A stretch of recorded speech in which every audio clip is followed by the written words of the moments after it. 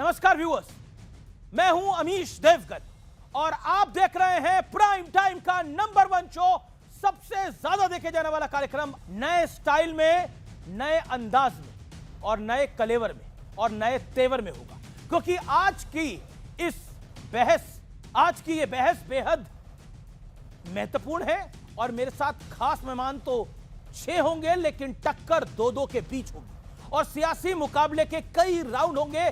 आज मैं ये प्रयोग इसलिए कर रहा हूं क्योंकि आज का मुद्दा भी बेहद इंपॉर्टेंट है, खास है। ममता बनर्जी की टीएमसी तो संकट में फंसी ही है, साथ ही अब राहुल गांधी पर भी बड़े सवाल उठ रहे हैं। टीएमसी की पूर्व सांसद सुष्मिता देव ने कहा है कि राहुल गांधी में सियासी फायर की बहुत बड़ी कमी है, इसलिए कांग्रेस और विपक्ष प्रधानमंत्री मोदी का मुकाबला नहीं कर पा रहे हैं। इसके बाद एक और बड़ा घटनाक्रम हुआ। कांग्रेस की एक बैठक में राहुल गांधी ने कहा कि पीएम मोदी ने देश को मरवा दिया, लेकिन इस बैठक में प्रियंका वाड्रा ने कहा कि जब बूथ स्तर पर संगठन है ही नहीं तो सिर्फ घोषणाएं और आंदोलन की बातें करने से आखिरकार क्या हासिल हो जाएगा। हर मुद्दे पर आंदोलन और प्रदर्शन करने की आदत से बाहर निकलना होगा।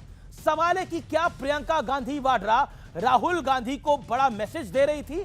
इसके अलावा पृथ्वीराज चौहान भी कांग्रेस की भूमिका पर सवाल उठा रहे हैं, तो दूसरी तरफ टीएमसी में बगावत का सिलसिला लगातार जारी है। तो आज इसी तब मुद्दों पर बड़ी चर्चा होगी। टीएमसी के बागी सांसदों की पूरी लिस्ट भी आ गई है, तो आज इन्हीं तमाम मुद्दों पर जनता जनार्दन के बीच, मेरे युवा मित्रों के बीच होगी देश की सबसे बड़ी पॉलिटिकल डिबेट।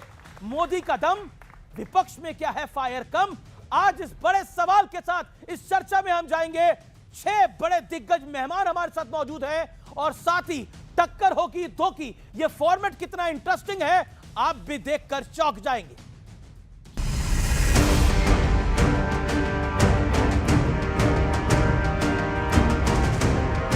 अब तक तो ममता बनर्जी ही सियासी भूकंप झेल रही थी, लेकिन अब मुद्दा राहुल गांधी की सियासत तक पहुंच चुका है। Rahul ji leader of the opposition है। You have to have fire in your belly to defeat the BJP. Okay, fire. He looks very happy. He looks very comfortable as a leader of the opposition.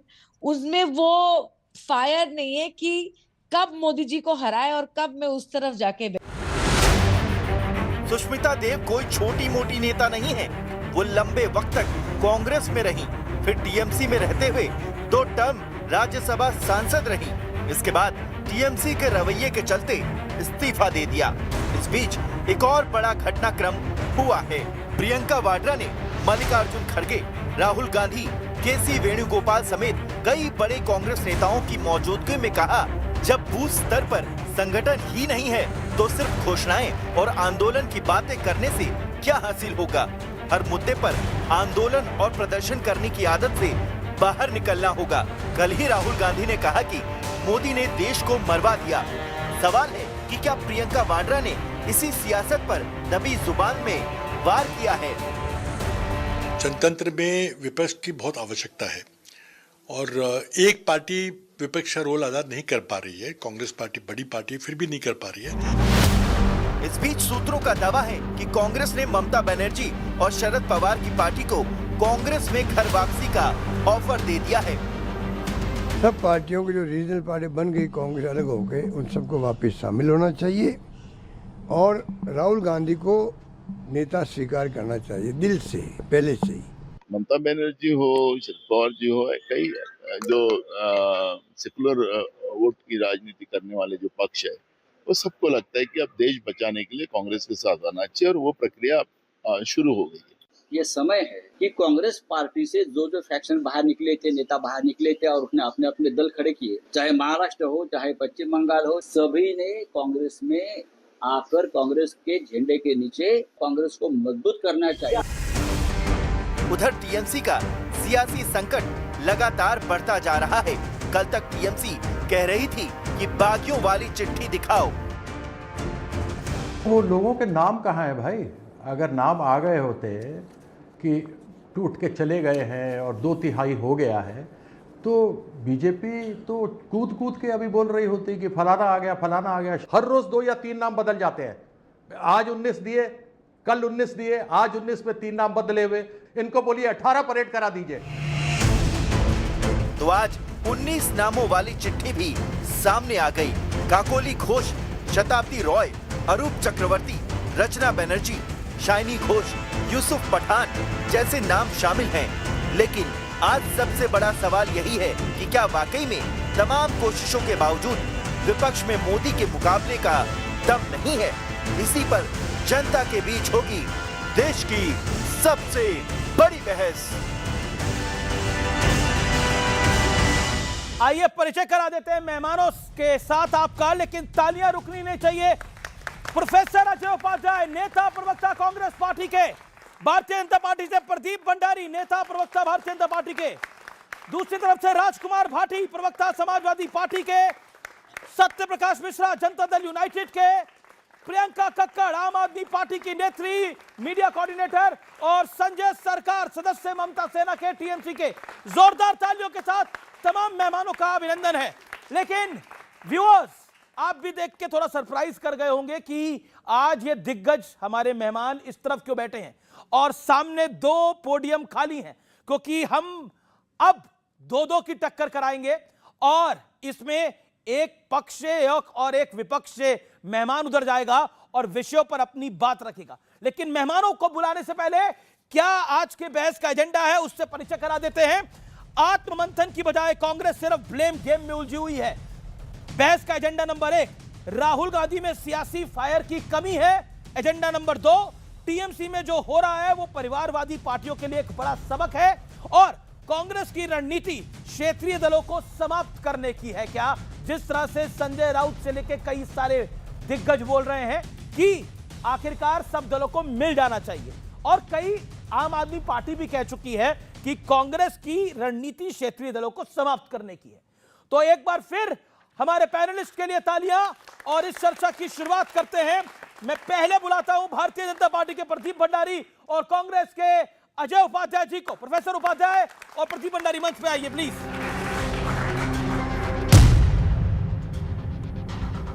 चलिए शुरुआत करते हैं इस round की। Round number 1, Bhandari जी तैयार हैं आप? उपाध्याय जी आप भी तैयार हैं? तो उपाध्याय जी शुरुआत आपसे करते हैं। 50 सेकंड का मौका आपको देता हूं। राहुल गांधी जी में फायर कम है, ये कई नेता बोल रहे हैं, लेकिन लेटेस्ट एंट्री सुष्मिता देव जी की है। क्या कहना चाहते हैं आप? देखिए, सुष्मिता जी हमारे साथ भी रही हैं, टीएमसी में सांसद रहीं। अब हो सकता है उनको भाजपा का प्रेम ज़्यादा प्यार दिखा रही हैं, इसलिए उनको जो है फ्लावर और फायर में अंतर ही नहीं समझ में आ रहा है। अब पुष्पा नाम किसका है तो मैं नहीं पता, पर यह सच है कि इस देश के विपक्ष में आज जो परिस्थितियां देश में भाजपा ने पैदा की और मोदी जी ने पैदा की है 12 सालों में, तो जनता में भी फायर है। जनता परेशान है और जनता देख रही है कि कैसे हमें ये इस देश की बेरोजगारी महंगाई से लड़ना है, जूझना है। कैसे नौजवान जो 50 लाख से ज़्यादा सीबीएसई और नीट के जो परीक्षार्थी हैं वो परेशान है, और वो भी देख रहे हैं कि ये सरकार किस तरह से मजबूर कर दी है। उनको खुद से अपने आप तैयार होना पड़ रहा है ताकि उनका भविष्य कैसे संवरे। और सच पूछिए तो देश पर भी एक तरह का संकट इस मोदी जी के शासन में आया। जानते हैं ये फायर फ्लावर की जो बात आप कर रहे हैं, अभी 3 भारतीय सेलर मारे गए हैं अमेरिका अटैक में। मोदी जी की जुबान से आवाज नहीं निकल रही है, जबकि देश पर वो संकट है। ये देशभक्ति कहता है कि जिन लोगों ने इस तरह का कायराना हरकत इस देश पर किया, उनके विरुद्ध में कम से कम भारत सरकार को मुंहतोड़ जवाब देना चाहिए। लेकिन अमेरिका के विरुद्ध कैसे दे सकते हैं? समझौता है, समझौता कर चुके हैं, न हिम्मत है और न ही वो ताकत है कि मोदी जी जवाब दे पाए। विषय पे बोले एक एक करके। अब आपसे के पास आता हूं। राहुल गांधी ने बोला मोदी ने मरवा दिया। देखिए अमीश जी, राहुल गांधी वो फुस्सी बम है जिसको जितनी बार भी आप फुलझड़ी लगाओ बम फुसी होगा।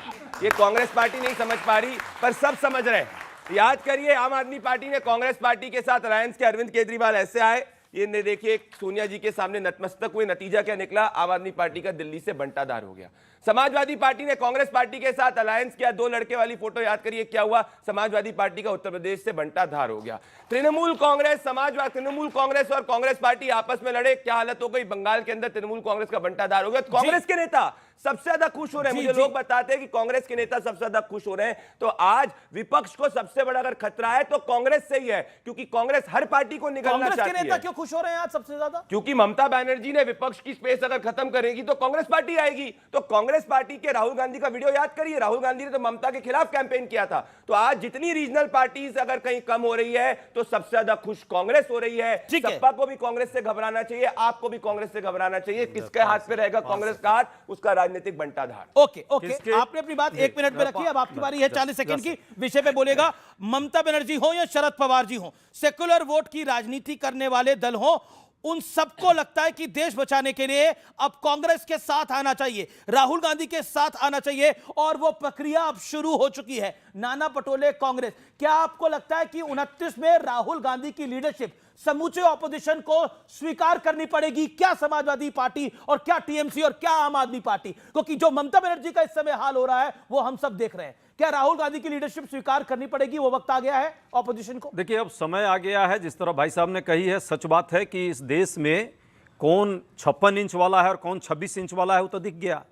विदेश के मुद्दे पर या देश की रक्षा की बात आएगी, देश की इकोनॉमिक की बात आएगी, देश के युवाओं के भविष्य की सुरक्षा की बात आएगी, तो मोदी जी जो 56 इंच वाले थे अब वो 26 भी दिखाने की स्थिति में नहीं है। तो कौन बम है और कौन छुरछुरी बन है वो तो इन्होंने स्पष्ट कर दिया कि कितना छुरछुर कर रहे हैं, लेकिन चुप्पी है, कहीं आवाज नहीं निकलती जब विदेश पर जब बात आती है देश के सुरक्षा और देश के सम्मान पे। जहां तक आपने बात रखी है क्षेत्रीय दलों की, हम मानते हैं कि ये देश विविधताओं में एकता का देश है। सभी धर्म, सभी समुदाय, सभी जाति और राजनीति में देश आगे हो, इसके लिए यदि क्षेत्रीय एस्पिरेशन की बात आती है तो उनको भी आगे रहना चाहिए। 1 मिनट हो गया, लेकिन मैं अगला सवाल भी आपसे पूछूं। लेकिन अशोक गहलोत और नाना पटोले जो कह रहे हैं कि आप कांग्रेस में सबको विलय करना ही पड़ेगा, उसका मतलब क्या है? अलग अलग राय है। अब संजय राउत ने कुछ बात कह दी तो संजय राउत का अपना व्यक्तिगत राय है, लेकिन कांग्रेस पार्टी मानती है नहीं। कांग्रेस पार्टी, अशोक गहलोत तो आप ही के हैं, नाना पटोले तो कांग्रेस पार्टी का स्पष्ट मानना है कि हम डायनासोर नहीं है, जिस तरह भाजपा अपने लोगों को खा रही है। आप लोग डायनासोर हैं, इसका जवाब दे दीजिए। अमीश भाई, मित्रों, इनके डायनासोर का संदर्भ है जो इनके साथ गया उसको खा गए। सबसे ज्यादा आप ही बोले। ओके, डायनासोर है अमीश भाई, जो डायनासोर कभी वापस नहीं आया। अमीश भाई, ये गीदड़ है और ये गीदड़ वाली बात करेंगे, सिर्फ मैं ही नहीं कह रहा हूं। डीएमके ने क्या बोला, पीठ में छुरा घोंपने का काम कांग्रेस पार्टी ने किया। अखिलेश यादव ने क्या बोला, कांग्रेस को बड़ा दिल दिखाना चाहिए। कांग्रेस ने रिटर्न में क्या बोला, ये अखिलेश कौन है? राहुल गांधी में बात होगी, राहुल गांधी अभी नहीं, अलायंस भी हो गया। तो उसके बाद अलायंस कहाँ हुआ? बाइपोल के अंदर क्या लोकसभा में हुआ ना, जिसमें आप लोग निपटे, जिसमें बीजेपी निपटी। उसके बाद बाइपोल हुआ, बाइपोल के अंदर वापस से समाजवादी पार्टी ने कांग्रेस पार्टी को दरवाजा दिखा दिया। हम तो चाहते हैं कांग्रेस और समाजवादी पार्टी अलायंस करे, जितना ज्यादा कांग्रेस और समाजवादी पार्टी अलायंस करेगी उतना ज्यादा भारतीय जनता पार्टी का वोट बढ़ेगा। ये खुद ही नहीं अलायंस करेंगे, आप नोट कर लीजिए। नहीं, अलायंस तो होके रहेगा, एक बड़ी बात लगता है। लेकिन एक सवाल आपने बार-बार आप एक बात बोल रहे हैं, राहुल गांधी में आप भी कह रहे हैं कि फायर नहीं है। अरे मैं क्या, प्रियंका वाड्रा कह रही है फायर नहीं है। खुद जाके मीटिंग के अंदर प्रियंका वाड्रा कैंप राहुल गांधी के कैंडिडेट को मीनाक्षी नटराजन को हरा देता है। आज राहुल गांधी की कैंडिडेट मीनाक्षी नटराजन कैसे आ रही, ये आपको किसने बताया? तेलंगाना में हमारे बताया कांग्रेस के नेता ने। हम क्यों बताएंगे भाई, हमारे सब इनके अंदर भी हैं। यही तो कह रहा हूं, कांग्रेस के अंदर भी हमारे लोग हैं जो कांग्रेस में राहुल गांधी का बंटाधार करने के लिए तैयार हैं। ये मैं आपको स्पष्ट कह रहा हूं। ये देखिए, ये राहुल, देखिए जो प्रदीप भंडारी जी कह रहे हैं, ये प्रदीप भंडारी को तो आप हल्के में ले लीजिए, लेकिन राहुल जी को तो हल्के में नहीं ले पाएंगे। उन्होंने भी बोला कि हमारे यहाँ पे एक स्लीपर सेल काम कर रहा है। वो स्लीपर सेल ये भंडारी ने भेज रखा है वहां पर, भंडारी जी ने भेज रखा है। वो स्लीपर सेल का पता लगाइए। और देखिए, अब देखिए, तो अपने फादरलैंड से पेगासस भी लाए हुए हैं, सब जगह भेज रखा है। आपके यहाँ भी होगा, आपके अंदर में ही होगा वो पेगासस जो फादरलैंड से लाए थे मोदी जी। लेकिन सच्चाई ये है, सच की बात तो यही है कि जो आप सूत्रों की बात कर रहे हैं, तो एक सूत्र और आया है अमीश जी। हालांकि आप सूत्रों पर भी डिबेट करते हैं, ये अच्छा लगा। मैंने तो कोई ऐसा पत्रकार नहीं, ये जो सूचना, ये सूचना जो अंदर वाली आपको मिल गई, एक सूत्र मुझे भी मिली है। जब यूपीए की बैठक हो रही थी, अभी एनडीए वाली इनकी, अभी जो 2 दिन पहले मोदी जी जिस पर टेलीप्रॉम्प्टर पर सबको बैठा करके भाषण दिलवाया और अपना पीठ थपथपाया 12 साल वाले में, उसमें बहुत सारे एनडीए के इनके साथी जो हैं यही बात बोल रहे थे कि भाई इस देश में हमने तो इन पर बहुत भरोसा किया, जनता ने भी भरोसा किया 3 बार। अलग बात है अंतिम बार में जो है उनको बहुमत नहीं दे पाई जनता, चूंकि भरोसा टूटने लगा। पर अब तो हालत ये हो गई है कि जो इनके एनडीए के साथी हैं उनका क्या हाल होगा। मोदी जी ना महंगाई पर कुछ कर पा रहे हैं, ना बेरोजगारी पर कर रहे हैं, बच्चे का एग्जाम भी ठीक से नहीं करा पा रहे हैं। की बात छोड़िए। तो लगता है कि मोदी जी जो है ये लाइन लास्ट था। जी उन लोगों ने कहा ये बात कि मोदी जी, पता चला कि तो मोदी जी ने मरवा दिया। मतलब कि वो भरोसा टूट चुका है और उनके लोग का आधार खसक रहा है। एक करके, टाइम बिल्कुल कम है। प्रदीप भंडारी, दो चीजें बहुत महत्वपूर्ण हैं इस देश की राजनीति के अंदर। ममता बनर्जी की पार्टी में जो टूट हो रही है उसके लिए रिस्पॉन्सिबल भारतीय जनता पार्टी है। ये परिवारवाद के खिलाफ लोकतंत्र की आवाज है। ये हर परिवारवादी पार्टी के लिए एक मैसेज है कि जिसने परिवार को अपने कार्यकर्ता के ऊपर चुना उसका बंटादार हुआ। कांग्रेस पार्टी में सोनिया गांधी ने पुत्र मोह के अंदर राहुल गांधी को चुना, 99 चुनाव हार चुके हैं। अब ममता बनर्जी ने भतीजे मोह के अंदर भतीजे को चुना, दूसरे को नहीं पड़ा, चुनाव हार चुके। समाजवादी पार्टी में मुलायम सिंह यादव जी ने अखिलेश यादव को चुना, अभी तक ऑपोजिशन में बैठे। और सुनिए, 2029 में भी मोदी जी आने वाले, मैं नहीं कह रहा हूं, अधीर रंजन चौधरी की बाइट है। अधीर रंजन चौधरी ने पब्लिकली कहा ये सच्चाई है। आपने बार-बार, आपने तो मेरे में भी पेगासस को घुसा दिया। एक सेकंड बताइए, एक सेकंड, ये पृथ्वीराज चौहान में कौन सा पेगासस घुसा हुआ है? एक सेकंड, नहीं, ये पृथ्वीराज चौहान में कौन से पेगासस लेके घूम रहे हैं? और ये जो जिन नेता की बात अधीर रंजन दा की बात जो प्रदीप भंडारी ने करी, इनके अंदर कौन सा पेगासस है? मतलब बताइए, आपके यहाँ खुद ही स्लीपर सेल है, खुद ही पेगासस है। अब बताइए, तो पृथ्वीराज चौहान ने बोला वो सही है, ये गलत है कि कांग्रेस ऑपोजिशन का रोल अदा नहीं कर पा रही है? He is the former CM Maharashtra and farmer PMO minister, senior Congress leader. भाई, फॉर्मर तो बहुत हो गए, देश में फॉर्मर होते जा रहे हैं। जो अब वर्तमान है वो भी फॉर्मर होने वाले हैं। अभी जो वर्तमान प्रधानमंत्री जी हैं, अब आप सुनिए ना। अरे फॉर्मर की कोई वैल्यू नहीं। अरे अब सुनिए तो मेरी बात, अरे मेरी बात तो सुनिए। आप फॉर्मर का इसलिए कहा, मैं सच पूछिए, पेगासस वाली जो बात मैंने इसलिए कही, सुनिए, हाँ उस पर ही आ रहा हूं, उस पर भी आ रहा हूं। पेगासस की बात इसलिए मैं कर रहा हूं कि पेगासस के माध्यम से फादरलैंड, जब मोदी जी जो कहा मोदी जी ने अपने भक्तों के लिए कि उनका वो फादरलैंड है, अमित भाई भंडारी जी का भी होगा वो फादरलैंड, क्योंकि मोदी जी ने कहा है तो जरूर मानेंगे। तो वहां के लोगों को जो भरोसा दिया, पीठ थपथपाया, उन्होंने मेडल लिया। 2 दिन बाद आक्रमण हुआ। आज भारत की जो स्थिति है, ईरान के आक्रमण के बाद ईरान ने भी अभी सुनिए ना, ये मुझे बताइए, मैं आपसे पूछ रहा हूं, अरे भाई, आपका स्पेसिफिक ही जवाब दे रहा हूं। बताइए ना, आप बताइए, आपका स्पेसिफिक जवाब दे रहा हूं मैं। आप जवाब देने देंगे तब ना।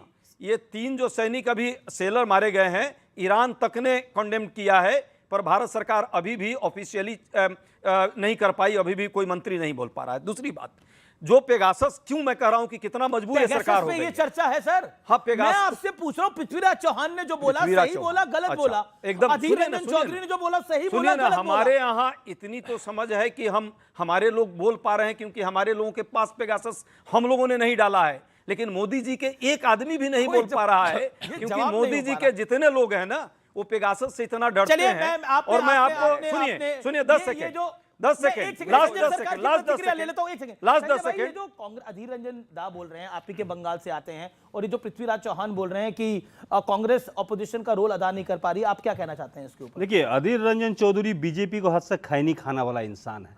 वो बीजेपी के स्लीपर से, मतलब कांग्रेस के अंदर बीजेपी के स्लीपर सेल में अभी बने हुए हैं और बीजेपी को पूरा तरफ से मदद कर रहा है। ये मदद नहीं है, सिर्फ बंगाल में ममता का बगावत छोड़ के भारतीय जनता पार्टी में मोदी जी और अमित शाह को, मतलब ये जितना ज़्यादा मतलब ऑयलिंग कर रहा है, इतना ज़्यादा ऑयलिंग शायद कांग्रेस को दूसरा कोई नेता नहीं किया है। अच्छा बताइए, ये वो कह रहे हैं कि स्लीपर सेल है, अधीर रंजन चौधरी एक्सेप्ट करते हैं इनकी बात को? देखिए, इनका 10 सेकंड, हाँ, ये सुन, इनका अपना मत कुछ भी हो सकता है।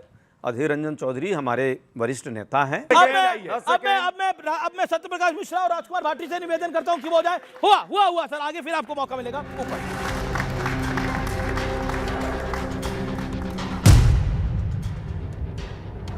चलिए, इस राउंड की शुरुआत कर लेते हैं और शुरुआत करते हैं इस बारी पक्ष से, सरकार से शुरुआत करते हैं। क्या लगता है आपको सत्यप्रकाश मिश्रा, जो कुछ हो रहा है उसमें बार बार कहा जा रहा है कि बीजेपी और एनडीए सिर्फ सत्ता के खेल के लिए सब कुछ कर रही है, चाहे ममता बनर्जी की पार्टी को तोड़ना हो, चाहे बाकी कुछ करना हो? सत्ता का खेल हमने कभी खेला नहीं। एनडीए जब बना था तो कई पार्टियों के क्षेत्रीय दलों को मिला करके बना और एक राष्ट्रीय नीति बनी। उसमें जो दल शामिल हुए, लगातार पहले वाजपेयी जी सरकार उन्होंने बनाई और मोदी जी ने मई 2014 में पहली बार शपथ ली। तब से लेकर अब तक सिर्फ देश के लिए काम करते रहे। अगर राज्यों में कहीं चुनाव हुआ और वहां राज्य में ममता बनर्जी हारी हैं, उनके प्रति उन्हीं के पार्टी के लोगों ने अविश्वास जिताया है, तो इसमें उनका अविश्वास हमारा कैसे कारण बन सकता है कि हमने उनको परेशान किया है? हम गए जनता के बीच एक सूत्री कार्यक्रम लेकर के, और वो सिर्फ एक मात्र था, सबका साथ सबका विकास। इसके अलावा हम किसी चीज को लेकर नहीं गए। बंगाल में जो स्थिति थी, पश्चिम बंगाल में 15 सालों से, और पिछले चुनाव में जो दुर्गति की थी कानून और व्यवस्था की, और एक जज को जहां बंदी बना लिया जाता हो और वो चिल्ला रही हो कि मेरे बच्चे को बचा लेना, तो आप समझ लीजिए बंगाल की स्थिति क्या थी।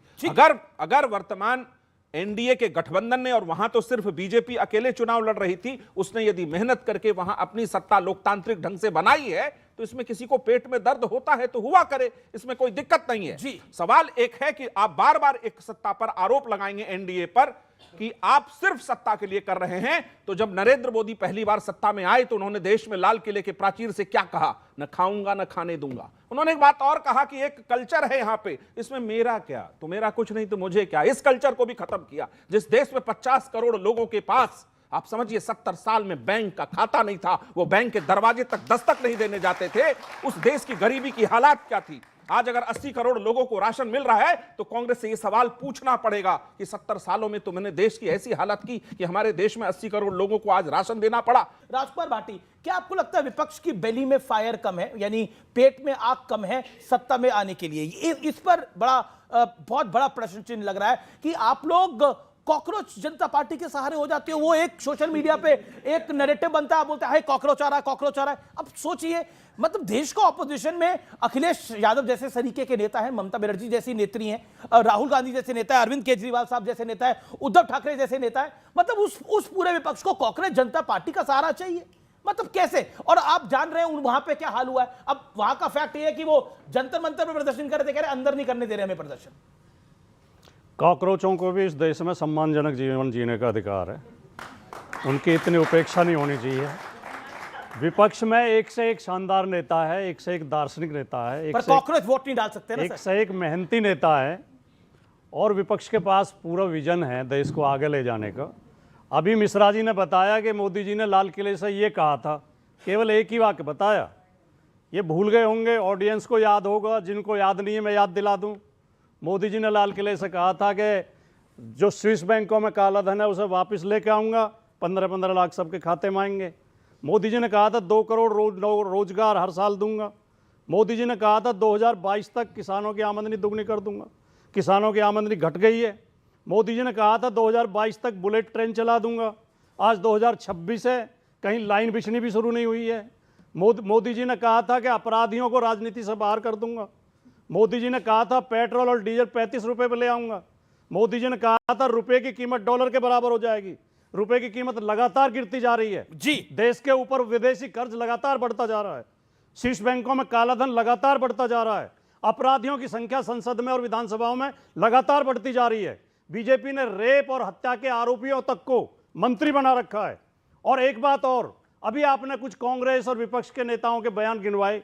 मुझे ऐसा लगता है कि शायद चुन चुन के केवल हमारे नेताओं के बयान याद दिलाए जाते हैं। बीजेपी के अंदर से भी कई आवाजें उठ रही हैं। राजकुमार भाटी, आप बोल रहे हैं कि ममता बनर्जी विलय कर लेंगी कांग्रेस के अंदर, शरद राव पवार की पार्टी विलय कर लेगी कांग्रेस के अंदर, और अगर 27 में सपा की हार हुई तो अंत में सपा के पास भी यही बचेगा कि उनको कांग्रेस के साथ अपना विलय करवाना पड़ेगा 29 के चुनाव में। क्या कहना चाहते हैं? 27 आपका जीतना इसलिए जरूरी है?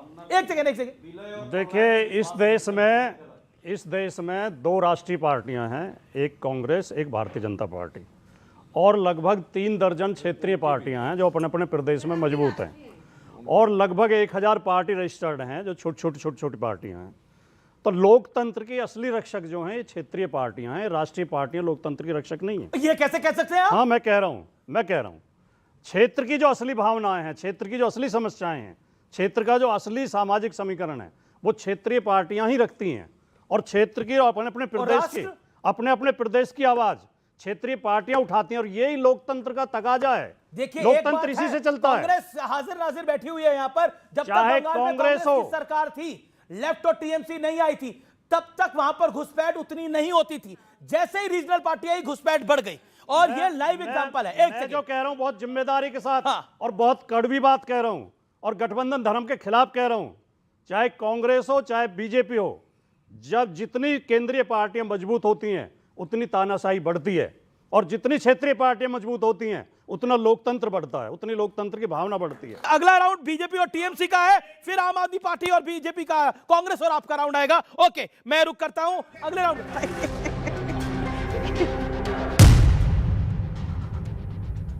चलिए अगले राउंड की शुरुआत करते हैं। संजय सरकार और साथ ही हैं प्रदीप भंडारी भारतीय जनता पार्टी के। चलिए, आप जनता को मजा आ रहा है इस राउंड के अंदर भी? जोरदार तालियां हमारे तमाम मेहमानों के लिए। अगला राउंड आम आदमी पार्टी और कांग्रेस का राउंड आने वाला है, बड़ा फायरी राउंड होगा। लेकिन प्रदीप भंडारी और संजय सरकार साहब, मैं क्या बोलूं, आप जो इतना मुस्कुरा रहे हो, कितना बड़ा गम है जो छुपा रहे हो? देखिए, ममता बनर्जी खुद ही एक सिंबल है, खुद ही एक पार्टी है, खुद एक नेत्री है, सबसे बड़े बात है। और कौन गया, कौन आया, कौन जा रहा है, कौन नहीं जा रहा है, इसमें कोई फर्क नहीं पड़ता। जो जा रहा है अपना, सुनिए, आप मेरे बात करने दीजिए। अगर इतना दम है, अपना बल पे वो चुनाव लड़के दिखा दे, हम आपको तो जमानत जब्त हो जाएगा। आप लिख के रख दीजिए, हिम्मत नहीं है। जब यहाँ मलाई थे तब मलाई लेने के लिए सब आ गया है, जब मलाई खत्म हो गया है तब मलाई लेने के उधर चला गया है। और मलाई देने वाला भारतीय जनता पार्टी हमेशा आगे रह चुके हैं। ना ईडी चाहिए उसको, ना सीबीआई चाहिए, ना इनकम टैक्स चाहिए, ना एनआईए चाहिए। अब स्टेट में सीआईडी भी आ गया, एसटी भी आ गया और एसटीएफ भी आ गया, साथ में लोकल पुलिस भी आ गया। हैरेस चालू हो गया है, डर देखता। जिसको बैकबोन खड़े रहते हैं वो खड़े रहते हैं, जिसको बैकबोन गिर जाता है, टूट जाता है, वो खड़े नहीं रह पाता है। मेरे पार्टी के अंदर जो दादा आपने बोला, आपने लगभग 1-1.5 मिनट बोला, आपने बोला जब तक मलाई था। ऐसी कौन सी मलाई आप दे रहे थे, ये भी तो बताइए। ये कौन सी मलाई थी जो आप बांट रहे थे? आपकी सरकार यानी टीएमसी की सरकार, आपने बोला जब तक मलाई था, तो कौन सी मलाई दे रहे थे और किस किस को कितनी मलाई दी, ये बता दीजिए ना। इन पे कार्रवाई हो जाएगी। इन सब पे सत्ता का एक मलाई होता है। अच्छा, कौन सा मलाई बताइए तो? सत्ता का मलाई हर पार्टी में रहता है। सत्ता का मलाई तो बताइए। देखिए, सत्ता का मलाई अगर बोलेंगे ना तो मैं आपको एक वीडियो अगर शो कर देंगे। अभी जुम्मा 7 दिन भारतीय जनता पार्टी सत्ता में आया, उसी में मलाई का काम ही चालू हो गया। अरे मलाई कौन सी थी? आप बार बार बोल रहे हो मलाई मलाई मलाई, सबके मुंह में पानी आ रहा है। मलाई कौन सी है? सुन लीजिए, मलाई का कहानी भी सुन लीजिए और मलाई भी देख लीजिए, दोनों। दादा, मलाई कौन सी है? जरा मलाई का तो बताइए। ये मलाई खिलाई किसने? बंगाल की ये हालत कर दी गई, पॉन्ड बना लेते थे, उसमें मछली के बीज डाल दिए। पर ये मलाई की बात से आपके मैं मलाई ही बता रही हूँ। दूध वाली है, दही वाली? नहीं, ये थी मच्छी वाली और खाली भात वाली, और भात मिला करके खा लेते थे। बंगाल की जो हालत की है, पार्क रोड है, इतना बढ़िया रोड थी, वहां अंधेरा, छोटे छोटे बल्ब लगाए थे कि जी चिड़ियों की आंखें कमजोर हो जाती हैं।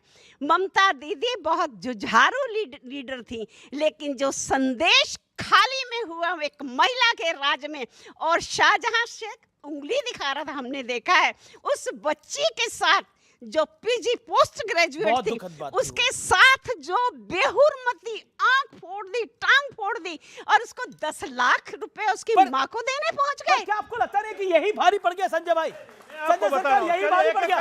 ओके, और अभिषेक बनर्जी का घमंड ने पार्टी को डुबा दिया। जो जा रहा है वो करा। अभिषेक बनर्जी घमंडी है, इसी वजह से इस तरह के हालात हो रहे हैं। आप बहन जी बहुत अच्छे बात बोला है, लेकिन जो आरोपी था, हम 12 घंटे के अंदर आरोपी को पकड़ लिया है। आज 2 साल हो गया, दूसरे कॉन्विक्टेड सीबीआई कर नहीं पाया, उसको जिम्मेवारी मेरा। सीबीआई किसके हाथ में है? सीबीआई किसके हाथ में है?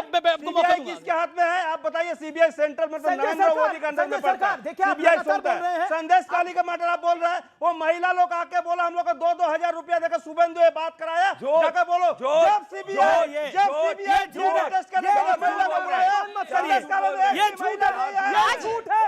संदेश काली की औरतों के साथ रेप हुआ वहां पर। आप ये नहीं बोल सकते 2-2 हजार रुपए लेके बोला है।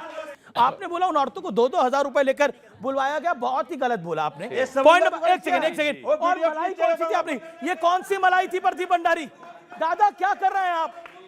दादा 5 मिनट हो गए आपको बोलते बोलते। ये टेस्ट करने के लिए बुलाया क्यों नहीं आया महिला? दादा 5 मिनट हो गए हैं, टाइम देखिए 5 मिनट। एक भी महिला नहीं आया, बोला हमको 2-2 हजार। अरे दादा, सरकार चली गई। नहीं, सरकार चाची उपाय में नहीं हारे, सरकार चाची हारे हैं। हम लोकतंत्र उपाय जनता का वोट से हारे नहीं है, हम लूट तंत्र उपाय से हारे हैं। अमीश जी दादा सरकार गए, हम जनता का सरकार गए। पूरे के पूरे लोग परिवारवादी अभिषेक के खिलाफ थे। ये डिफेंड कर रहे हैं ना। लास्ट टाइम अभिषेक बैनर्जी के साथ कब मिले थे? फोटो विजेंद्र किसका बेटा है? ये खुद पंकज सिंह किसका बेटा है? देखिए, मैं भी आपकी डिबेट खराब हो जाएगी, मैं ज्यादा बोलूंगा। अब आपको राजनाथ सिंह का बेटा है, अर्जुन सिंह का बेटा समझ में आया? अंडे क्यों पड़ रहे टीएमसी वालों पे? अब आपको समझ में आया? मुझे ये मजबूरन राउंड बीच में ही रोकना पड़ेगा।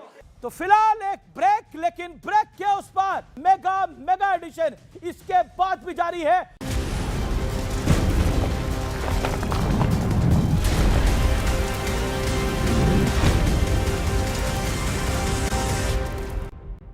वेलकम बैक व्यूअर्स, एक बार फिर स्वागत है आपका मेगा एडिशन में, नए फॉर्मेट में।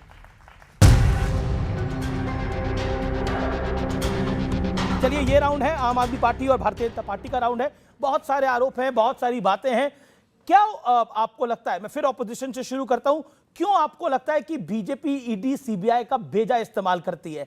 और क्या आपको लगता है कि बीजेपी एक पॉलिटिकल पार्टी है, उसका तो काम नहीं है कि ऑपोजिशन को मजबूत रखे?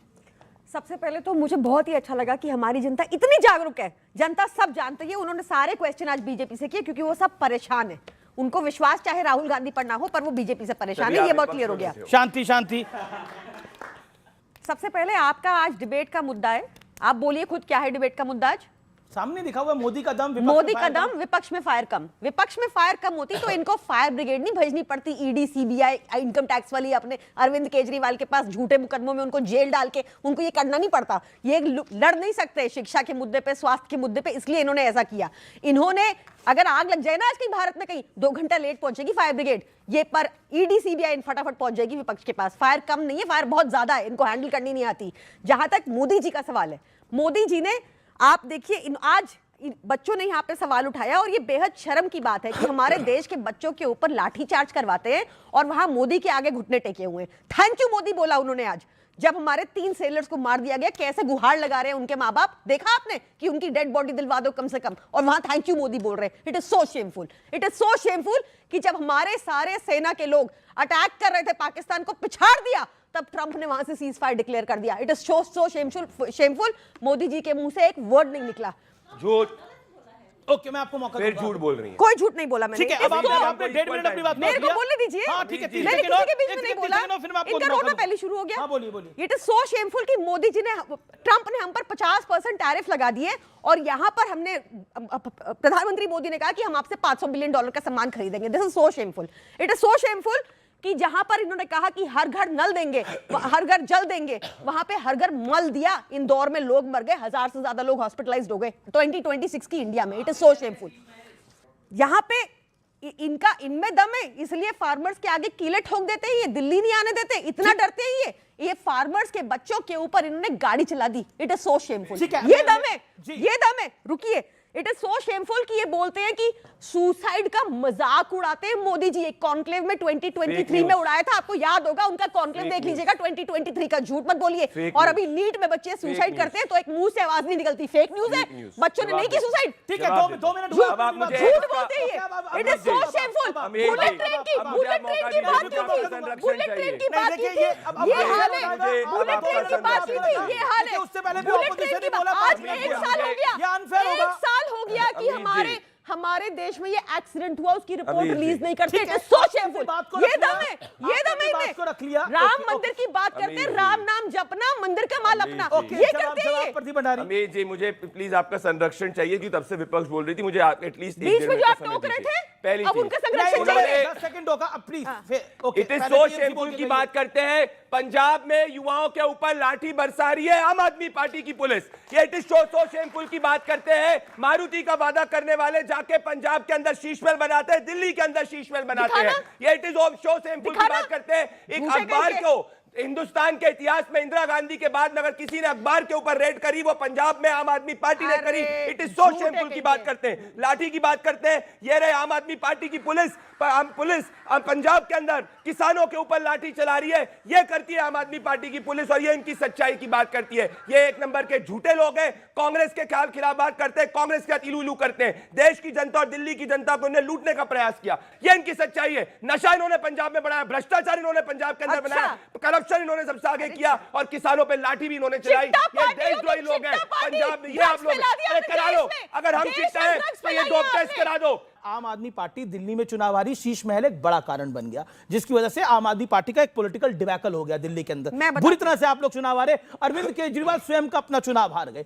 देखिए, दो चीजें बड़ी महत्वपूर्ण है। या तो आप क्या आपको लगता है, मेरा फिर एक ओवरऑल सवाल है, क्या आपको लगता नहीं है कि आप रियलाइज नहीं कर रहे कि मोदी लोकप्रिय हैं, बीजेपी की चुनावी मैनेजमेंट है, और विपक्ष में सामने राहुल गांधी हैं, ये दिख रहा है। और अगर अरविंद केजरीवाल भी हैं तो वो बहुत बड़ा अरविंद केजरीवाल फैक्टर नहीं है, अब ये मैं दिखाई दे रहा है। दो तीन बातें बता देती हूँ। इन्होंने 3 साल हमारे नेताओं को फर्जी आरोपों में जेल में डाला, और उसके बाद उनको डिस्चार्ज किया गया। क्या झूठ? झूठ, कोई फर्जी नहीं है, कोई भी केस खत्म डिस्चार्ज क्यों गए? पता है डिस्चार्ज का मतलब? आप चुप रहिए, इनकी सच्चाई। आप इनको बीच में बोलने देंगे, के साथ इनको बीच में बोलने देंगे। दोबारा 40 सेकंड शुरू हो रहे हैं, बोलिए। देखिए, सबसे बड़ी बात है कि अगर इनके पास ये लोकप्रिय होते, जिस तरह ये क्लेम करते हैं, तो अरुणाचल प्रदेश में 2016 में ये हारे थे, ये हारे थे 2017 में गोवा में, ये हारे थे 2017 मणिपुर में। मैं बताती हूँ क्या हुआ। ये हारे थे कर्नाटक में 2019 में, ये महाराष्ट्र में हारे 2022 में, मध्य प्रदेश में हारे 2020 में। इन्होंने क्या किया? सीबीआई ईडी का यूज करके हारी हुई, वहां पे जीती हुई सरकार को गिरा दिया, सारों को अपनी पार्टी मिल रही है कि हम जीत गए। ये जनधारा इनका, ये जनधारा है। महाराष्ट्र में ये कैसे हारे? 2022 में, उद्धव ठाकरे 2022 में, 2024 में, दोनों में हारे। अपना गठबंधन बदल लिया, बीजेपी सिंगल लार्जेस्ट पार्टी है बीजेपी का। कैसे हारे? स्पोक्सपर्सन खड़ा है नहीं, मैं फैक्ट बता रहा हूं। अरे ये स्पोक्सपर्सन होना फैक्ट है, फैक्ट है। ये हार गए थे। अच्छा, क्या ये मणिपुर में नहीं हारे? क्या ये गोवा में नहीं हारे? 7 राज्यसभा सांसद को छोड़ के गए। रुको, मैं बता देती हूँ। Raghav Chadha and party. मेरी बात अब आपके नेता तो ये क्लेम कर रहे हैं कि राघव चड्ढा का ब्याह भी उन्होंने करा दिया। देखिए, ऐसा है ना कि हर एक में दम नहीं होता कि मोदी जी को पूछ सके भाई तुम अपनी डिग्री दिखाने का दम क्यों नहीं रखते? आरटीआई में क्यों नहीं खोलते? अरविंद केजरीवाल तो आरटीआई से अपनी डिग्री कोई भी निकलवा सकता है, मोदी जी निकाल नहीं सकते। हर कोई नहीं पूछ सकता, हर कोई नहीं पूछ सकता। मुझे 30 सेकंड का रिबट देने दीजिए। क्या हुआ था महाराष्ट्र के अंदर? Pre poll alliance Uddhav Thackeray ने हमारे साथ किया था। अरविंद केजरीवाल कौन रिकॉर्ड स्टेटमेंट है एजेंसी के लिए कि नेपाल और बांग्लादेश जैसा हिंदुस्तान में होगा कि नहीं होगा? ये देशद्रोही लोग हैं, आप चेक कर लीजिए। नेपाल और बांग्लादेश। चलिए अब अजय उपाध्याय की बारी है कांग्रेस से।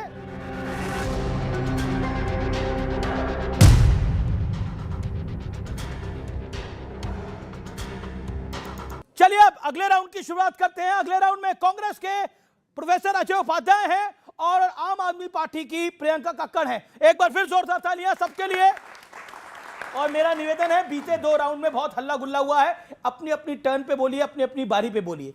सबसे पहले आपके पास आता हूं मैं प्रोफेसर उपाध्याय, और एक प्रश्न आपसे पूछता हूं मैं। अरविंद केजरीवाल कहते हैं कि आप लोग रीजनल पार्टियों को समाप्त करना चाहते हैं, कांग्रेस की मानसिकता यह है कि रीजनल पार्टी समाप्त हो जाए, क्या कहना चाहते हैं आप? और राहुल गांधी में तो कोई दमखम बचा नहीं है। हमें तो अपनों ने लूटा, गैरों में कहां दम था। हमारी किस्ती, इस देश की किस्ती वहां डूबी जहां भाषणों में दम था और काम बहुत कम था। सच्चाई यही है। तो अरविंद केजरीवाल जी का व्यक्तिगत हम सब बहुत सम्मान करते हैं। बड़ा सम्मान कह रहे हैं कि मोदी जी थर-थर कांपते हैं। अब आपने कहा न बोलने के लिए, बीच में ही आप बोल देते हैं। बोलिए बोलिए। आपको अरविंद केजरीवाल से भी प्रेम हो गया है क्या? है? ऐसा प्रेम मत कीजिए आप। एक आदमी से रखिए, वो ठीक है। हमें सबसे मोदी जी का प्रेम अच्छा लगता है आपको। हमें सबसे प्रेम है, लेकिन सबसे ज्यादा मां भारती से प्रेम है, सबसे ज्यादा मां भारती से प्रेम है। प्रियंका जी, उन्होंने बोला कि हम पर्सनल आक्षेप तो नहीं लगा रहे थे, लेकिन उन्होंने काफी कुछ बोल दिया। लेकिन क्या आपको लगता है कि राहुल गांधी जी में फायर कम है, जो उन्हीं की एक एक्स नेता ने बोला? 2-3 बातें पहले इन्होंने कही, उसका जवाब देना चाहिए। यहाँ बिना प्रमाण के आप एलिगेशंस लगा रहे, क्योंकि आपके पास कुछ काम दिखाने को है नहीं। इतने साल आपने काम किया पंजाब में, उसके नाम पे अंडा है आप।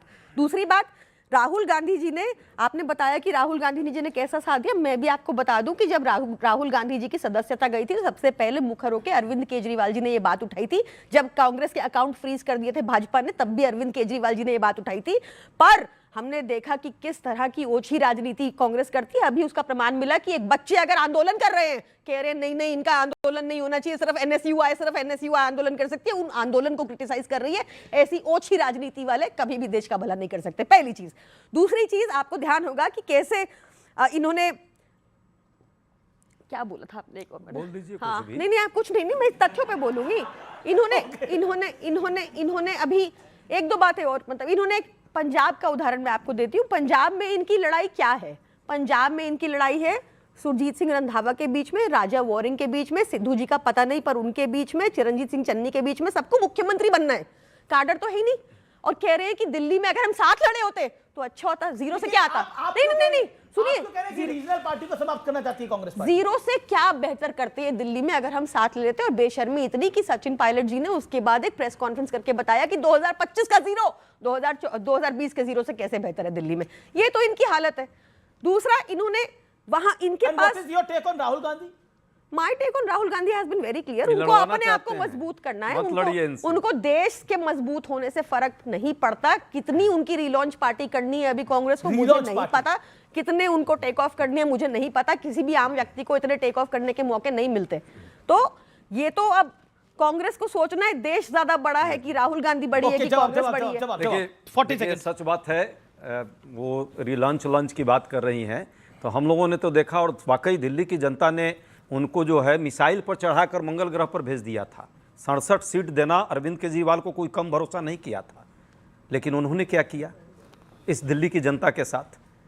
तो मंगल ग्रह पे भेज दिया। अच्छा, नहीं, अब कहाँ है किस ग्रह पर मुझे नहीं पता, क्यों दिखते हैं क्या?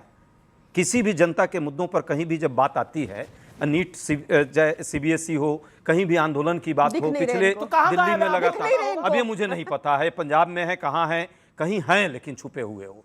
और ED CBI का प्रभाव, अरे भाई यही भंडारी जी को कम समझते हैं। अरे बहुत बड़ा खतरनाक आदमी है, ये कभी भी कोई भी खेल कर देते हैं। ममता जी का देखे कैसा पूरा उनके टीम को ही तोड़ दिया। अरविंद जी का मजाक। अरे ये बहुत खतरनाक है। अभी भी सुनिए ना, अभी देखिए, अभी थोड़ा देर पहले सुन लीजिए, अभी थोड़ा देर पहले कैसे यहाँ पे नाटक कर करके कैसे तेज तेज लड़ रहे थे। ये लड़ा कर दिखा रहे हैं कि देखो पंजाब में तो मैं ही लड़ सकता हूं आम आदमी पार्टी से। सच है कि दोनों मिले हुए हैं जी। अच्छा, ये हम नहीं कह रहे हैं। ओके, इनका कहना है कि पंजाब में कांग्रेस, बाद में इस प्रश्न पे आता हूं, लेकिन जवाब मैडम, अरविंद केजरीवाल छुपे हुए हैं। देखिए ऐसा है कि हमने ऐसे बहुत मौके कहाँ है, पूछ रहे कहाँ है अरविंद? ये थोड़ा आंखें खोलेंगे तो इनको हर जगह दिखेंगे। इनको दिख ही नहीं रहे क्योंकि आंखें बंद है इनकी। आंखें तो खोले, सर्वव्यापी है, सर्वज्ञानी, आंखें सार्वभौमिक है वो। आंखें खोले, थोड़ा सा और स्टडी देखा, खोल रहा हूँ दीदी, दिखे जाए। और महन मैं खोल रहा हूँ। सुनिए ना, आप जाके चेक कीजिए, नीट के ऊपर हो, CBSE के ऊपर हो, स्टूडेंट्स सुसाइड के ऊपर हो, बच्चों के साथ संवाद शुरू करना हो, शिक्षा के ऊपर हो, ये सब क्रेडिट अरविंद केजरीवाल को जाता है। आप लोग देख लीजिएगा, आप चेक कीजिएगा। वो बार-बार पूछे कहाँ है, दिल्ली में, उससे ज्यादा ये दिखती हैं। कक्कड़ जी सबसे ज्यादा दिखती हैं। वो नहीं क्यों इनका नुकसान कर रहे हैं इनकी? नहीं, वाकई दिखती हैं, लगातार एक्टिव रहती हैं पॉलिटिक्स में। मैं इनको सैल्यूट करता हूं। अरविंद केजरीवाल जी पहले जितना दिखते थे, इतना आज इनके इतना भी दिख लेते तो भाई लोगों का भरोसा। मुझे लगता है ये पर्सनल टिप्पणियां कर करके ये हालत है देश की। और आप लोगों ने, अगर आपने काम ठीक से कर लिया होता ना, पॉजिटिव सर, अगर आपने अगर आप जहां जाते कांग्रेस को निपटाते हैं। अगर आप गुजरात में गए, आपने कांग्रेस को नुकसान पहुंचाया, हरियाणा में गए, कांग्रेस को नुकसान पहुंचाया। अरे इनको किसने रोका? 30 साल तक बीजेपी को हरा नहीं पाए। किसने रोका? 30 साल हो गए गुजरात में, नहीं हरा पाए बीजेपी को। किसने रोका? आम आदमी पार्टी ने। अभी असम हार गए, निकाय चुनाव भी हार गए, विधानसभा भी हार गए। किसने रोका? आम आदमी पार्टी ने। बंगाल में 2 सीटें आई हैं, किसने रोका? आम आदमी पार्टी ने। दिल्ली में 0, किसने रोका? आम आदमी पार्टी ने। बिहार में कितनी सीट आई है? 6, AIM से 1 ज्यादा। AIM भी इनको एक बात पीछे है इनके, बिल्कुल ना। तो इनको, इनकी ये कहानियां बहाने कुछ है ही नहीं ग्राउंड पे। सही, आप यूपी में कब से नहीं आए? ग्राउंड पे है ही नहीं कुछ, नहीं आए। बिहार में 40 साल, मतलब आप खुद सोचिए। और आप कहते हैं कि आम आदमी पार्टी आपको रोक रही है। गुजरात में तो आम आदमी पार्टी पिछला चुनाव लड़ी, उससे पहले 25 साल से आप हार रहे हैं, कौन तो जीत रहे थे आप। देखिए, आप लोग कहते हैं ना कि 65-70 साल तक कांग्रेस का शासन था, तो बहुत सारी पार्टियां जो है यहाँ दिखती भी नहीं थी, कौन से लोक में होती थी, किस ग्रह पर होती थी। धीरे धीरे बढ़ी, सबका अपना है, जनता का भरोसा लोगों ने जीता। हमारे पास जिन राज्यों में आज भी सरकार विपक्ष में सबसे ज्यादा किस पार्टी की तेलंगाना सरकार में भी है? आरएसएस इंपोर्ट किस है, कह पार्टी रहे की हिटलर सरकार अच्छा है, सबसे ज्यादा हिटलर की है? टास्क मैं फोर्स बीच में बनाऊंगा, नहीं इनका बोलता। इनका मेरी आदत मुख्यमंत्री बीच में बताइए। बोलने वाली नहीं है। यदि आप बोल लेंगे तो आप बोल लीजिए, फिर मैं आप, बात अच्छा मैं आपसे जवाब मांग रही हूँ। आप बोल लीजिए हाँ, पहले, मुझे एक जवाब चाहिए आपको इनसे। मैं अपना समय भी देता हूँ। यहाँ पे राहुल गांधी जी हर जगह संविधान लेके, लाल किताब लेके घूमते हैं, बताते हैं कि डिफेक्शन लॉ होना चाहिए, एंटी डिफेक्शन होना चाहिए। इनके मुख्यमंत्री तेलंगाना के विधानसभा में कहते हैं सारे बीआरएस वाले मेरी पार्टी में आ जाओ, मैं किसी पे एंटी डिफेक्शन लॉ नहीं लगने दूंगा। ये बात करते हैं। उसके बाद अभी रिसेंटली क्या बोला इनके तेलंगाना के मुख्यमंत्री जो आरएसएस इंपोर्ट है, रेवंत रेड्डी जी, वो बोले मैं हिटलर से बड़ा प्रेरित हूं, हिटलर से प्रेरित होकर मैंने ये नाम रखा और ये टास्क फोर्स क्रिएट। एक मुंह से शब्द नहीं निकला। इनकी आइडियोलॉजी क्या है? आज बीजेपी में सारे जितने लोग हैं 80% कांग्रेसी हैं। सारे मुख्यमंत्री इनके गिन लो, सारे कांग्रेसी। प्रेमा खांडू हो जाए, ये शुवेंदु अधिकारी भी पुराने हो गए, ये हेमंत बिस्वा शर्मा हो गए, सारे कांग्रेस के आए हुए हैं। तो ये अपना घर संभाले, मजबूत हो ले। गुड लक टू यू है सर। पर्सनल टिप्पणियां बंद करें। अगर आपने काम किया होता अच्छा शिक्षा पे तो मोदी जी को भी नकली डिग्री नहीं चाहिए होती। अब वो क्या अजय, अब मुझे पूरा भरोसा है कि आप पूरा सुनेंगे। इन्होंने कहा कि कांग्रेस से लोग निकले हुए हैं। वाकई अभी तो भाजपा का जो प्रदेश अध्यक्ष इन्होंने बनाया है, प्रेमा खांडू, वो भी न इनके यहाँ पंजाब में तो वो भी कांग्रेसी ही हैं। मैं इसमें कोई कहने में दिक्कत नहीं। इन लोगों के पास तो कुछ है ही नहीं, तो हमारे वाले ही लेकर के जाते हैं, क्योंकि इनके पास अपना होता न विजन है, न लीडर है, कुछ है ही नहीं। मेरा सवाल केजरीवाल से जी से है कि मैं बिहार मिथिला से आता हूँ। उन्होंने 2019 में बोला था कि बिहारियों, जो भी बिहारी है वो 500 का टिकट लेके आता है, 5000 का टिकट, इलाज 5 लाख का इलाज करवा के चला जाता है। आप बोलते हैं कि केजरीवाल जी पीएम कैंडिडेट है। पीएम मतलब पूरा देश के हर एक जनता का सम्मान करना। आप गाली क्यों देते हैं बिहार वालों को? अभी कहाँ बोला ना केजरीवाल पीएम कैंडिडेट है क्या? बिल्कुल भी नहीं। ओके, सबसे नहीं, केजरीवाल अभी भी पीएम कैंडिडेट है। मैं पहले उनकी बात क्लियर कर दूं। मैं आपको ये बता दूं, आप जरा चेक करके देखिएगा कितना ज्यादा हमने पूर्वांचली लोगों को सम्मान दिया, कितनी घाट हमने दिल्ली में बनवाई, कितने एमएलए हमारे पूर्वांचल से हैं। आप चेक कर लीजिएगा, कोई भी पार्टी हमें बीट करके तो बता दीजिएगा। आप चेक कर लीजिएगा। ये आखिरी राउंड है, आखिरी राउंड है। मैं निवेदन करूंगा, मैं बीजेपी और समाजवादी पार्टी से निवेदन करूंगा वो मंच पे जाए।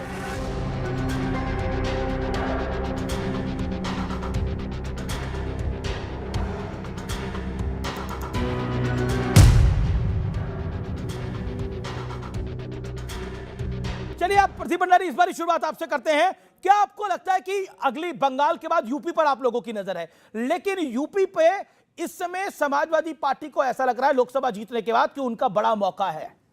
देखिए अमीश भाई, उत्तर प्रदेश के अंदर हम ऐतिहासिक बहुमत से आएंगे, क्योंकि उत्तर प्रदेश जानता है कि समाजवादी पार्टी का शासन मतलब मुख्तार अंसारी का और अतीक अहमद का शासन। उत्तर प्रदेश जानता है कि जब समाजवादी पार्टी का शासन था तो समाजवादी पार्टी के शासनकाल में उत्तर प्रदेश की बहन बेटी सड़क पर घूम नहीं सकती थी कि कोई ना कोई समाजवादी पार्टी का जो गुंडा है वो उसके ऊपर अतिक्रमण करता है। अभी जाके असाद ने सूर्या चौहान को मारा था, समाजवादी पार्टी ने सूर्या चौहान ना उसके परिवार के पास एक भी बार नहीं गए, जो लोग जाके धर्म देख के। इनके शासनकाल में ये आतंकवादियों के केस वापस ले लेते थे। और ये प्रभु श्री राम के मंदिर की बात करते हैं कि अभी तक समाजवादी पार्टी के किसी भी व्यक्ति ने प्रभु श्री राम के मंदिर के दर्शन किए, अखिलेश यादव ने नहीं दर्शन किए। तो उत्तर प्रदेश आज सबसे तेज गति से ग्रो कर रहा है और उत्तर प्रदेश के अंदर वापस से उत्तर प्रदेश में भारतीय जनता पार्टी जी, मोदी जी और योगी जी का शासन आने वाला है। जी, अखिलेश यादव जी ने बोला आपसे कुछ देर पहले कि एसपी सरकार बनने पर फर्जी एनकाउंटर में एक्शन हम करेंगे। बीजेपी कहती है कि एनकाउंटर ही हमारी सबसे बड़ा एक्शन है और आप उसी पर एक्शन करने की बात कर रहे हैं। केवल अखिलेश यादव जी नहीं बोल रहे, उत्तर प्रदेश हाईकोर्ट भी बोल रहा है। हाईकोर्ट कम से कम 4 बार ये टिप्पणी कर चुका है कि उत्तर प्रदेश में आकाओं को खुश करने के लिए पुलिस कानून का उल्लंघन कर रही है। और अभी पुलिस के ऊपर जुर्माना लगाया थोड़े दिन पहले ही, पिछले सप्ताह ही, अवैध हिरासत में रखने को पुलिस के ऊपर जुर्माना लगाया। जो ये बात कर रहे हैं, देखिए ये हाई कोर्ट का ही वो है। मेरे हाथ में कटिंग है, ये अगर आपके कैमरा पे दिखाई दे रही हो। हाई कोर्ट कह रहा पुलिस का काम अपराधों की जांच करना है, जोड़ों का पीछा करना नहीं। और ये कहते हैं कानून व्यवस्था बहुत शांत होगी। कल की घटना है, आज के अखबार में छपी है। आज के अखबार में हिस्ट्री सीटर के काफिले से टोल मांगने पर बवाल, कर्मी को पीटा। 35 गाड़ी टोल का बैरियर तोड़ के निकल रही है, उन्होंने रोका। ये आप पे तो गुंडा पार्टी का आरोप लगाते हैं कि अगर सपा का राज आएगा, सपाई आएंगे तो गुंडे आएंगे। अब मैंने थोड़ी देर पहले जवाब दिया था, हमारे नेता के खिलाफ एक मुकदमा भी दर्ज नहीं है। माननीय योगी आदित्यनाथ जी के खिलाफ 12 मुकदमे दर्ज थे। जवाब। तो किसे अपराधी माने? किसको अपराधी मानते हैं? दर्ज है। करहल के अंदर एक दलित बच्ची ने समाजवादी पार्टी के लिए वोट नहीं दिया था। समाजवादी पार्टी के लोगों ने उस करहल के अंदर एक दलित बच्ची का रेप कर दिया था। उत्तर प्रदेश के अंदर डेटा यह कहता है कि सबसे ज्यादा महिलाओं के खिलाफ क्राइम में अगर कन्विक्शन रेट है तो अभी उत्तर प्रदेश के अंदर भारतीय जनता पार्टी के शासनकाल के अंदर है। समाजवादी पार्टी का मतलब परिवार, और इनको अतीक और मुख्तार के लोग चलाते। याद करिए 2024 के अंदर किस तरीके से मुख्तार के भाई के वीडियोस वायरल हो रहे थे कि अब जब हम सत्ता में आ जाएंगे तो पुलिस को सबक सिखा देंगे। तो हम आश्वस्त हैं।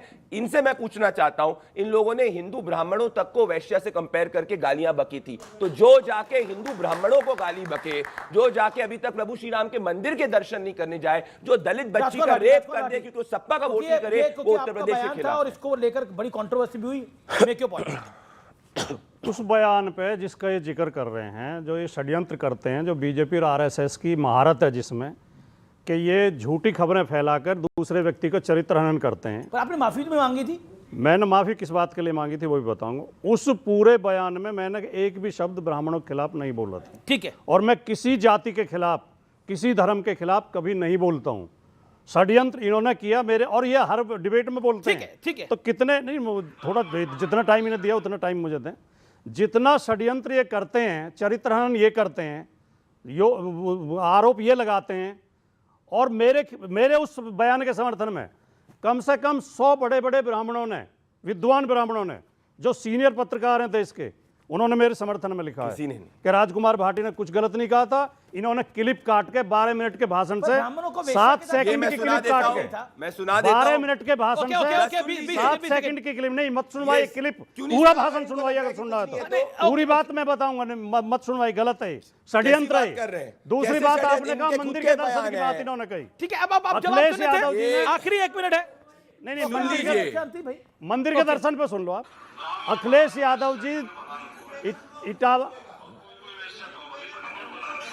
ब्राह्मणों को वैश्या से कंपेयर करना गलत है। इनको माफी इफ और बट के बगैर मान लेनी चाहिए, यही सच्चाई है। अच्छा ठीक है, मैं कह रहा हूं ये विषय नहीं है, मुसलमान धर्म के अंदर ये विषय नहीं है। आप दोनों का धन्यवाद। अब आप नीचे आ जाइए। अब मैं निवेदन करता हूं अजय उपाध्याय और सत्यप्रकाश मिश्रा से फाइनल राउंड के लिए।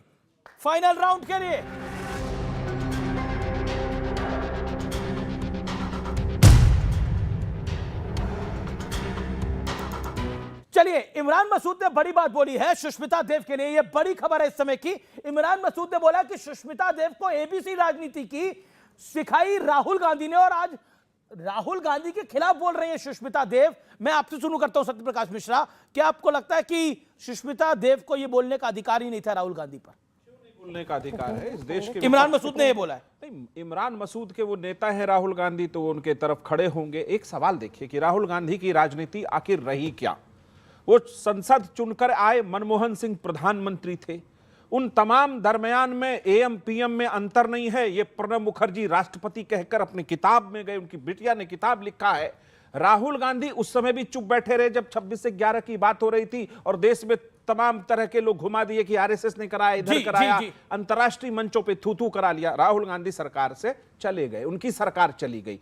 प्रधानमंत्री मोदी अगर सरकार में आए तो देश में अगर गरीबों, किसानों, महिलाओं और पीड़ितों और वंचितों की आवाज बनकर आए और उन्होंने सभी वर्गों के विकास के लिए काम किया, तभी सबका साथ, सबका विश्वास का नारा है और विकास का नारा है। ठीक है, हमने कभी कहा कि नाले से गैस निकालो, रडार में चलता है, रडार से बादल से में छुप जाता है रडार। ओके, आखिरी 30 सेकंड इनकी बात का पूरा जवाब नीतीश कुमार जी का जीवन 45 साल का बेदाग जीवन है। उन्होंने अपनी मर्जी से अपने पद का परित्याग कर अपने से जो उनसे कनीत है उनको पद दिया और वो राज्यसभा में और मार्गदर्शन कर रहे हैं। अब आया मोदी जी पे, आप फिर से चेक करिए हिंदुस्तान के किसी भी नेता को जो इतने गरीब घर से संविधान की ताकतों से ऊंचे पद पर पहुंचा है, इतनी गालियां विपक्ष ने कभी नहीं दी, किसी नेता को नहीं दी, प्रधानमंत्री को। ये मोदी जी विपक्ष जो मुझ पर पत्थर चलाता है, मैं उससे सीढ़ियां बना लिया करता हूं। तौलते हैं आजकल, ऐसे तौलने का काम है। ठीक है, चलिए आप दोनों का शुक्रिया, आप दोनों आइए, आप दोनों का धन्यवाद, इधर आइए please. Thank you so much, बहुत बहुत धन्यवाद सारे मेहमानों के लिए, जोरदार तालियां। चलिए, बहुत बहुत धन्यवाद आज की इस चर्चा में तमाम मेहमानों का बहुत बहुत धन्यवाद, ऑडियंस आपका बहुत बहुत धन्यवाद, जोरदार तालियां अपने लिए। तो फिलहाल आज के इस मेगा एडिशन में आज के लिए इतना ही। आपको मेरा नमस्कार, जय हिंद, वंदे मातरम।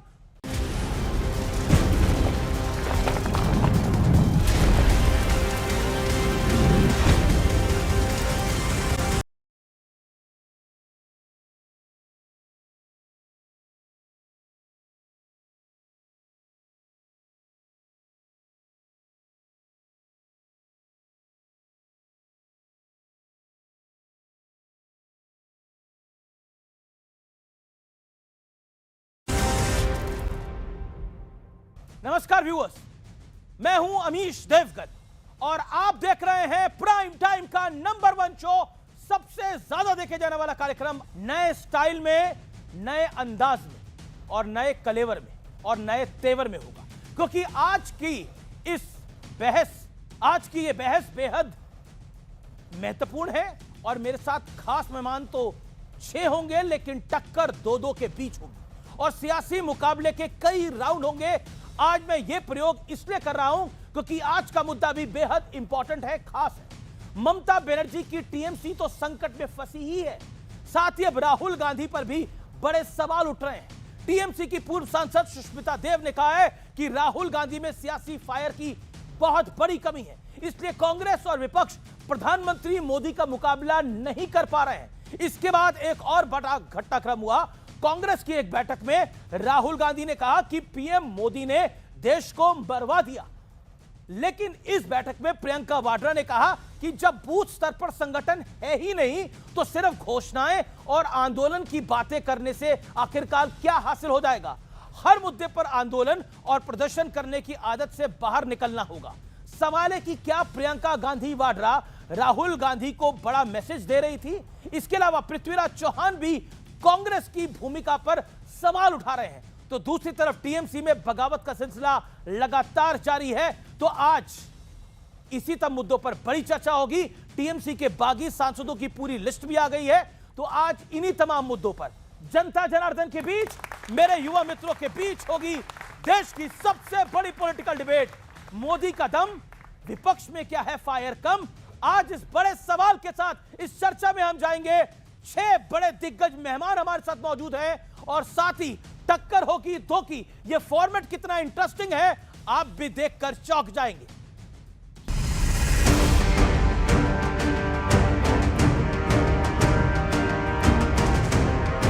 अब तक तो ममता बनर्जी ही सियासी भूकंप झेल रही थी, लेकिन अब मुद्दा राहुल गांधी की सियासत तक पहुंच चुका है। Rahul ji leader of the opposition है। You have to have fire in your belly to defeat the BJP. Okay, fire. He looks very happy. He looks very comfortable as a leader of the opposition. उसमें वो fire नहीं है कि कब मोदी जी को हराए और कब मैं उस तरफ जाके। सुष्मिता देव कोई छोटी मोटी नेता नहीं है। वो लंबे वक्त तक कांग्रेस में रही, फिर टीएमसी में रहते हुए 2 टर्म राज्यसभा सांसद रही। इसके बाद टीएमसी के रवैये के चलते इस्तीफा दे दिया। इस बीच एक और बड़ा घटनाक्रम हुआ है। प्रियंका वाड्रा ने मल्लिकार्जुन खड़गे, राहुल गांधी, केसी वेणुगोपाल समेत कई बड़े कांग्रेस नेताओं की मौजूदगी में कहा, जब बूथ स्तर पर संगठन ही नहीं है तो सिर्फ घोषणाएं और आंदोलन की बातें करने से क्या हासिल होगा। हर मुद्दे पर आंदोलन और प्रदर्शन करने की आदत से बाहर निकलना होगा। कल ही राहुल गांधी ने कहा कि मोदी ने देश को मरवा दिया। सवाल है कि क्या प्रियंका वाड्रा ने इसी सियासत पर दबी जुबान में वार किया है? जनतंत्र में विपक्ष की बहुत आवश्यकता है और एक पार्टी विपक्ष का रोल अदा नहीं कर पा रही है। कांग्रेस पार्टी बड़ी पार्टी फिर भी नहीं कर पा रही है। इस बीच सूत्रों का दावा है कि कांग्रेस ने ममता बनर्जी और शरद पवार की पार्टी को कांग्रेस में घर वापसी का ऑफर दे दिया है। सब पार्टियों की जो रीजनल पार्टी बन गई कांग्रेस अलग हो गए, उन सबको वापस शामिल होना चाहिए और राहुल गांधी को नेता स्वीकार करना चाहिए दिल से, पहले से ही। ममता बनर्जी हो, शरद पवार जी हो, कई जो सेकुलर वोट की राजनीति करने वाले जो पक्ष है, वो सबको लगता है कि अब देश बचाने के लिए कांग्रेस के साथ आना चाहिए और वो प्रक्रिया शुरू हो गई है। ये समय है कि कांग्रेस पार्टी से जो फैक्शन बाहर निकले थे, नेता बाहर निकले थे और उसने अपने अपने दल खड़े किए, चाहे महाराष्ट्र हो चाहे पश्चिम बंगाल हो, सभी ने कांग्रेस में आकर कांग्रेस के झंडे के नीचे कांग्रेस को मजबूत करना चाहिए। उधर टीएमसी का सियासी संकट लगातार बढ़ता जा रहा है। कल तक टीएमसी कह रही थी कि बागियों वाली चिट्ठी दिखाओ। वो लोगों के नाम कहाँ है भाई? अगर नाम आ गए होते कि टूट के चले गए हैं और 2/3 हो गया है, तो बीजेपी तो कूद कूद के अभी बोल रही होती कि फलाना आ गया, फलाना आ गया। हर रोज 2 या 3 नाम बदल जाते हैं। आज 19 दिए, कल 19 दिए, आज 19 में 3 नाम बदले हुए। इनको बोलिए 18 परेड करा दीजिए। तो आज 19 नामों वाली चिट्ठी भी सामने आ गई। काकोली घोष, शताब्दी रॉय, अरूप चक्रवर्ती, रचना बनर्जी, शाइनी घोष, यूसुफ पठान जैसे नाम शामिल हैं। लेकिन आज सबसे बड़ा सवाल यही है कि क्या वाकई में तमाम कोशिशों के बावजूद विपक्ष में मोदी के मुकाबले का दम नहीं है? इसी पर जनता के बीच होगी देश की सबसे बड़ी बहस। आइए परिचय करा देते हैं मेहमानों के साथ आपका, लेकिन तालियां रुकनी नहीं चाहिए। प्रोफेसर अजय उपाध्याय, नेता प्रवक्ता कांग्रेस पार्टी के, भारतीय जनता पार्टी से प्रदीप भंडारी, नेता प्रवक्ता भारतीय जनता पार्टी के, दूसरी तरफ से राजकुमार भाटी, प्रवक्ता समाजवादी पार्टी के, सत्य प्रकाश मिश्रा, जनता दल यूनाइटेड के, प्रियंका कक्कड़, आम आदमी पार्टी की नेत्री, मीडिया कोऑर्डिनेटर, और संजय सरकार, सदस्य ममता सेना के टीएमसी के। जोरदार तालियों के साथ तमाम मेहमानों का अभिनंदन है। लेकिन व्यूअर्स, आप भी देख के थोड़ा सरप्राइज कर गए होंगे कि आज ये दिग्गज हमारे मेहमान इस तरफ क्यों बैठे हैं और सामने 2 पोडियम खाली हैं, क्योंकि हम अब 2-2 की टक्कर कराएंगे और इसमें एक पक्ष से और एक विपक्ष से मेहमान उधर जाएगा और विषयों पर अपनी बात रखेगा। लेकिन मेहमानों को बुलाने से पहले क्या आज के बहस का एजेंडा है, उससे परिचय करा देते हैं। आत्ममंथन की बजाय कांग्रेस सिर्फ ब्लेम गेम में उलझी हुई है। बहस का एजेंडा नंबर 1, राहुल गांधी में सियासी फायर की कमी है। एजेंडा नंबर 2, टीएमसी में जो हो रहा है वो परिवारवादी पार्टियों के लिए एक बड़ा सबक है। और कांग्रेस की रणनीति क्षेत्रीय दलों को समाप्त करने की है क्या?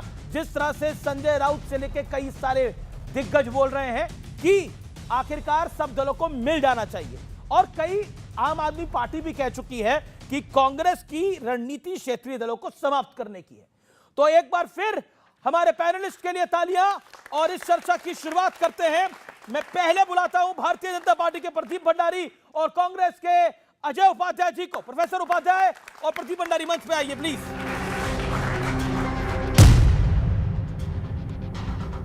चलिए शुरुआत करते हैं इस राउंड की। राउंड नंबर 1, भंडारी जी तैयार हैं आप, उपाध्याय जी आप भी तैयार हैं? तो उपाध्याय जी शुरुआत आपसे करते हैं, 50 सेकंड का मौका आपको देता हूं। राहुल गांधी जी में फायर कम है, ये कई नेता बोल रहे हैं, लेकिन लेटेस्ट एंट्री सुष्मिता देव जी की है, क्या कहना चाहते हैं आप? देखिए, सुष्मिता जी हमारे साथ भी रही हैं, टीएमसी में सांसद रहीं। अब हो सकता है उनको भाजपा का प्रेम ज़्यादा प्यार दिखा रही हैं, इसलिए उनको जो है फ्लावर और फायर में अंतर ही नहीं समझ में आ रहा है। अब पुष्पा नाम किसका है तो मैं नहीं पता, पर यह सच है कि इस देश के विपक्ष में आज जो परिस्थितियां देश में भाजपा ने पैदा की और मोदी जी ने पैदा की है 12 सालों में, तो जनता में भी फायर है, जनता परेशान है और जनता देख रही है कि कैसे हमें ये इस देश की बेरोजगारी महंगाई से लड़ना है, जूझना है।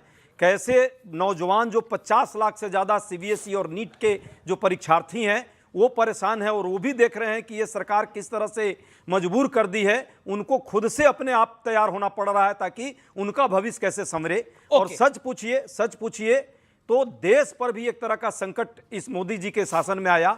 जानते हैं ये फायर फ्लावर की जो बात आप कर रहे हैं, अभी 3 भारतीय सेलर मारे गए हैं अमेरिका अटैक में।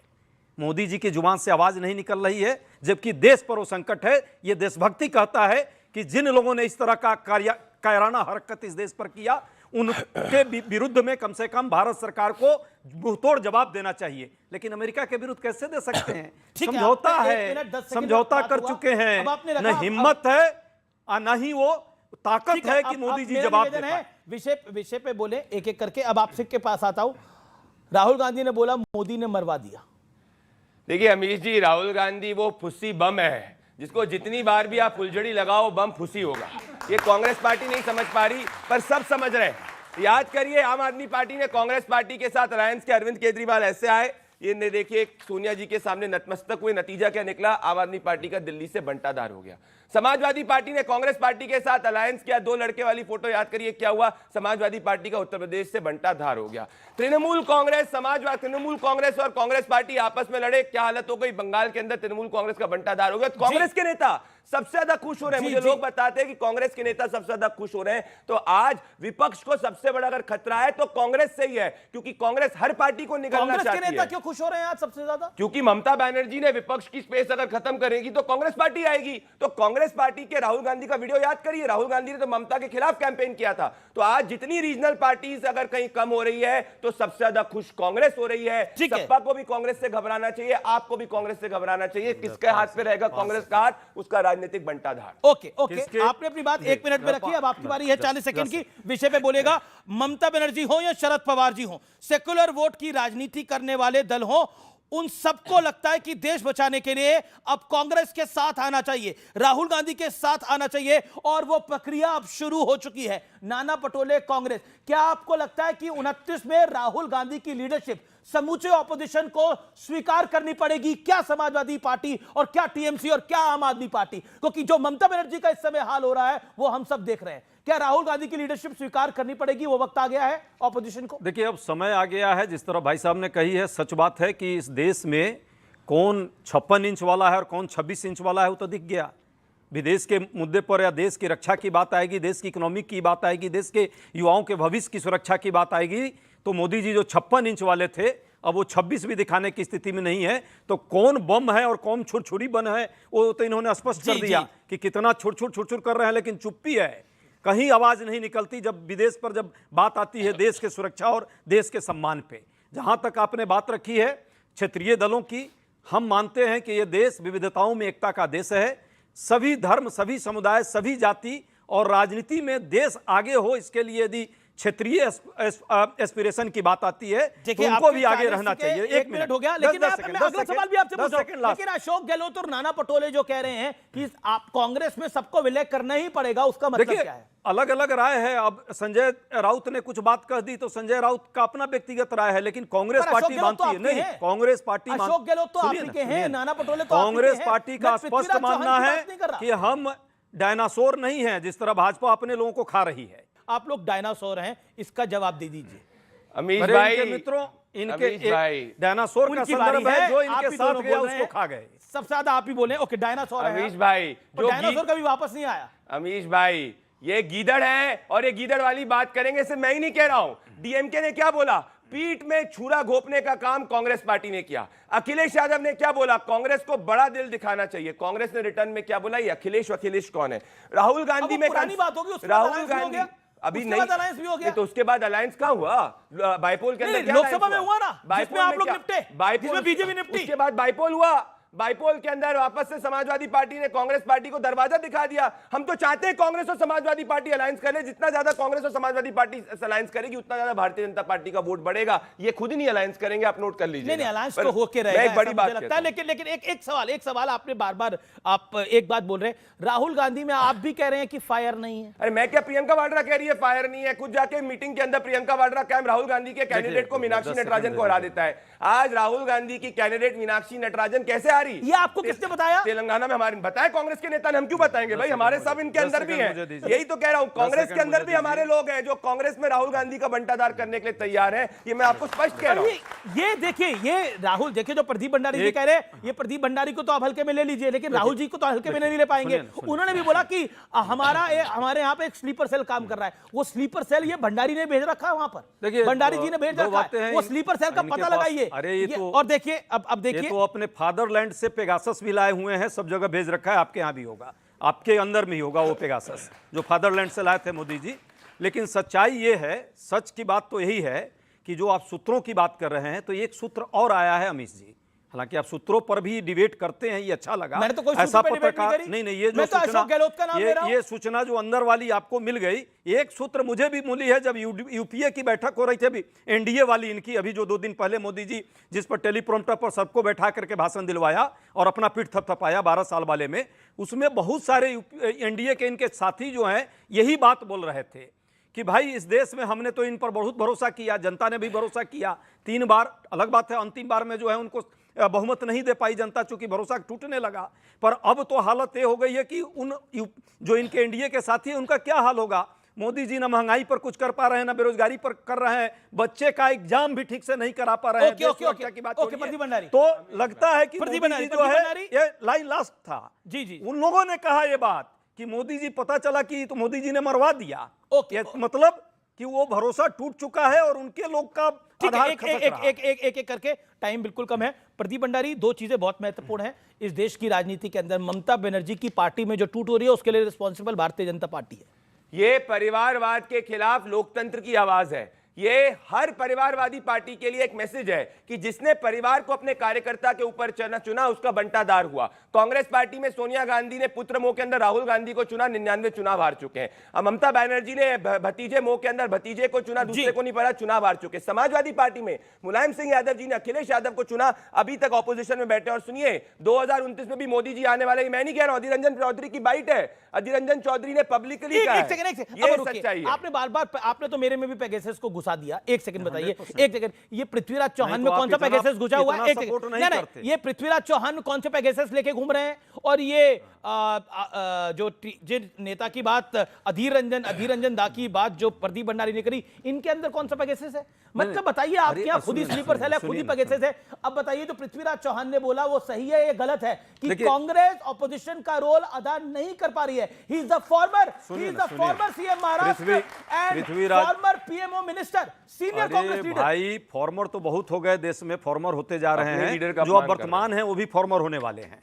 अभी जो वर्तमान प्रधानमंत्री जी हैं, अब आप सुनिए ना। अरे फॉर्मर की कोई वैल्यू नहीं। अरे अब सुनिए तो मेरी बात, अरे मेरी बात तो सुनिए। आप फॉर्मर का इसलिए कहा, मैं सच पूछिए, पेगासस वाली जो बात मैंने इसलिए कही, सुनिए, हाँ उस पर ही आ रहा हूं, उस पर भी आ रहा हूं।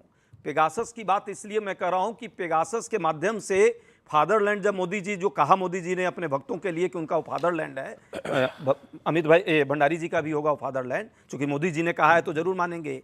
तो वहां के लोगों को जो भरोसा दिया, पीठ थपथपाया, उन्होंने मेडल लिया। 2 दिन बाद आक्रमण हुआ। आज भारत की जो स्थिति है, ईरान के आक्रमण के बाद ईरान ने भी अभी 3, सुनिए ना, ये 3 सुनिए, मुझे बताइए, मैं आपसे पूछ रहा हूं, अरे भाई आपका स्पेसिफिक जवाब दे रहा हूं, बताइए ना, आप बताइए, आपका स्पेसिफिक जवाब दे रहा हूं मैं। अब जवाब देने देंगे तब ना। ये 3 जो सैनिक अभी सेलर मारे गए हैं, ईरान तक ने कंडेम किया है, पर भारत सरकार अभी भी ऑफिशियली नहीं कर पाई, अभी भी कोई मंत्री नहीं बोल पा रहा है। दूसरी बात, जो पेगासस, क्यों मैं कह रहा हूं कि कितना मजबूर है सरकार हो गई। ये चर्चा है सर। हाँ, मैं आपसे पूछ रहा हूं, पृथ्वीराज चौहान ने जो बोला सही बोला, गलत बोला? एकदम। अधीर रंजन चौधरी ने जो बोला सही बोला, गलत बोला? हमारे यहाँ इतनी तो समझ है कि हमारे लोग बोल पा रहे हैं, क्योंकि हमारे लोगों के पास पेगासस हम लोगों ने नहीं डाला है। लेकिन मोदी जी के एक आदमी भी नहीं बोल पा रहा है, क्योंकि मोदी जी के जितने लोग हैं ना, वो पेगासस से इतना डरते हैं। और मैं आपको सुनिए 10 सेकंड, लास्ट 10 सेकंड। जो अधीर रंजन दा बोल रहे हैं, आप ही के बंगाल से आते हैं, और ये जो पृथ्वीराज चौहान बोल रहे हैं कि कांग्रेस ऑपोजिशन का रोल अदा नहीं कर पा रही, आप क्या कहना चाहते हैं इसके ऊपर? देखिए, अधीर रंजन चौधरी बीजेपी को हद से खैनी खाना वाला इंसान है। वो बीजेपी के स्लीपर से, मतलब कांग्रेस के अंदर बीजेपी का स्लीपर सेल में अभी बने हुए हैं और बीजेपी को पूरा तरफ से मदद कर रहा है। ये मदद नहीं है, सिर्फ बंगाल में ममता का बगावत छोड़ के भारतीय जनता पार्टी में मोदी जी और अमित शाह को मतलब जितना ज़्यादा मतलब ऑयलिंग कर रहा है, इतना ज़्यादा ऑयलिंग शायद कांग्रेस को दूसरा कोई नेता नहीं किया है। अच्छा बताइए, ये वो कह रहे हैं कि स्लीपर सेल है, अधीर रंजन चौधरी एक्सेप्ट करते हैं इनकी बात को? देखिए, इनका 10 सेकंड, हाँ ये सुन, इनका अपना मत कुछ भी हो सकता है। अधीर रंजन चौधरी हमारे वरिष्ठ नेता हैं। अब मैं सत्यप्रकाश मिश्रा और राजकुमार भाटी से निवेदन करता हूं कि वो जाए। हुआ सर, आगे फिर आपको मौका मिलेगा। ऊपर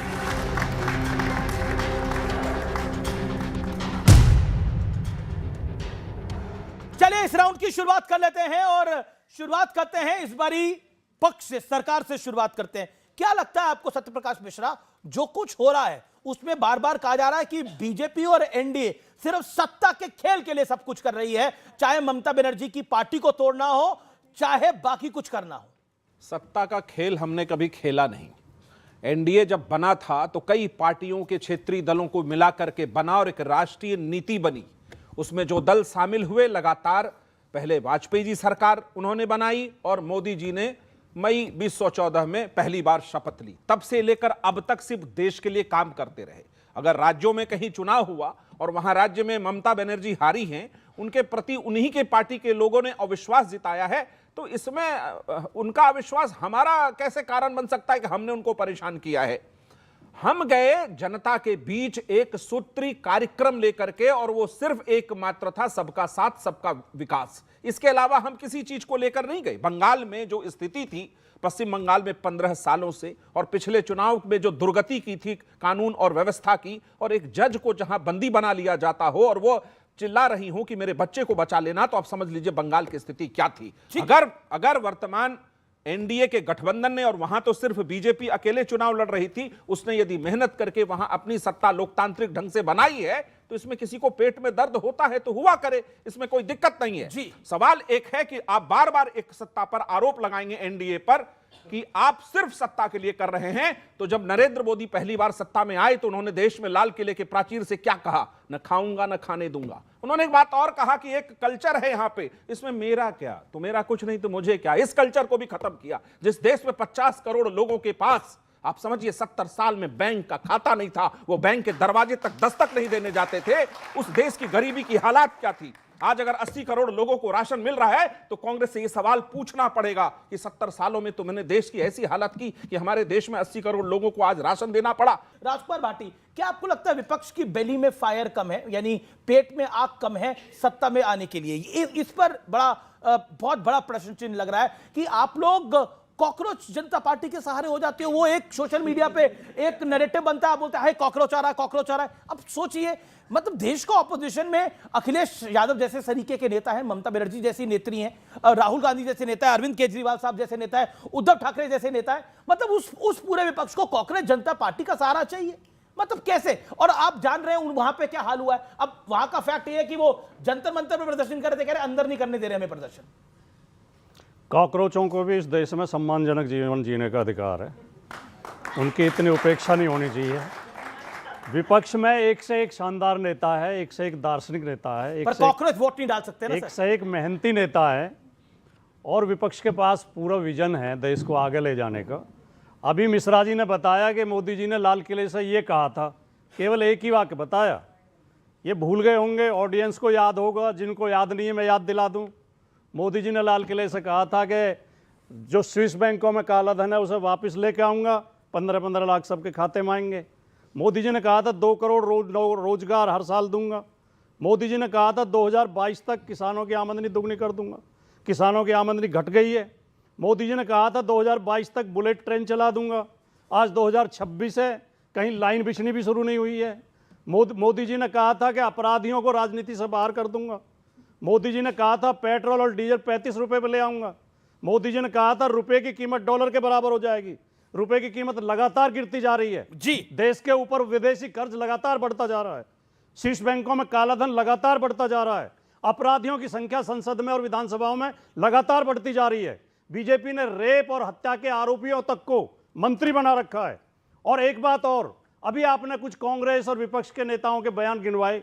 मुझे ऐसा लगता है कि शायद चुन चुन के केवल हमारे नेताओं के बयान याद दिलाए जाते हैं। बीजेपी के अंदर से भी कई आवाजें उठ रही हैं। राजकुमार भाटी, आप बोल रहा है कि ममता बनर्जी विलय कर लेंगी कांग्रेस के अंदर, शरद राव पवार की पार्टी विलय कर लेगी कांग्रेस के अंदर, और अगर 27 में सपा की हार हुई तो अंत में सपा के पास भी यही बचेगा कि उनको कांग्रेस के साथ अपना विलय करवाना पड़ेगा 29 के चुनाव में। क्या कहना चाहते हैं? 27 आपका जीतना इसलिए जरूरी है?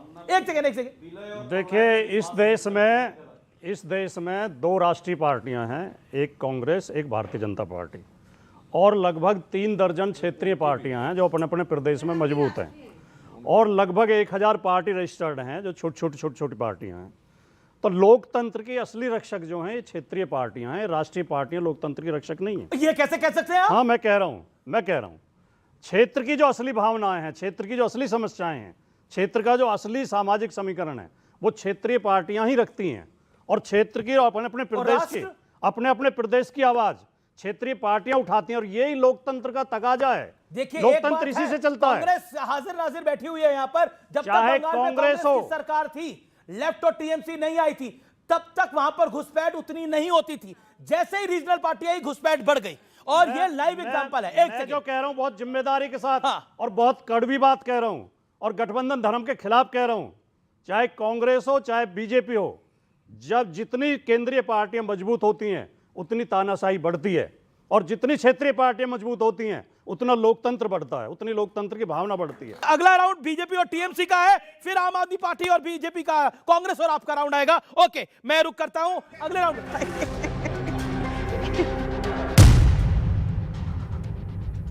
चलिए अगले राउंड की शुरुआत करते हैं। संजय सरकार और साथ ही हैं प्रदीप भंडारी भारतीय जनता पार्टी के। चलिए, आप जनता को मजा आ रहा है इस राउंड के अंदर भी? जोरदार तालियां हमारे तमाम मेहमानों के लिए।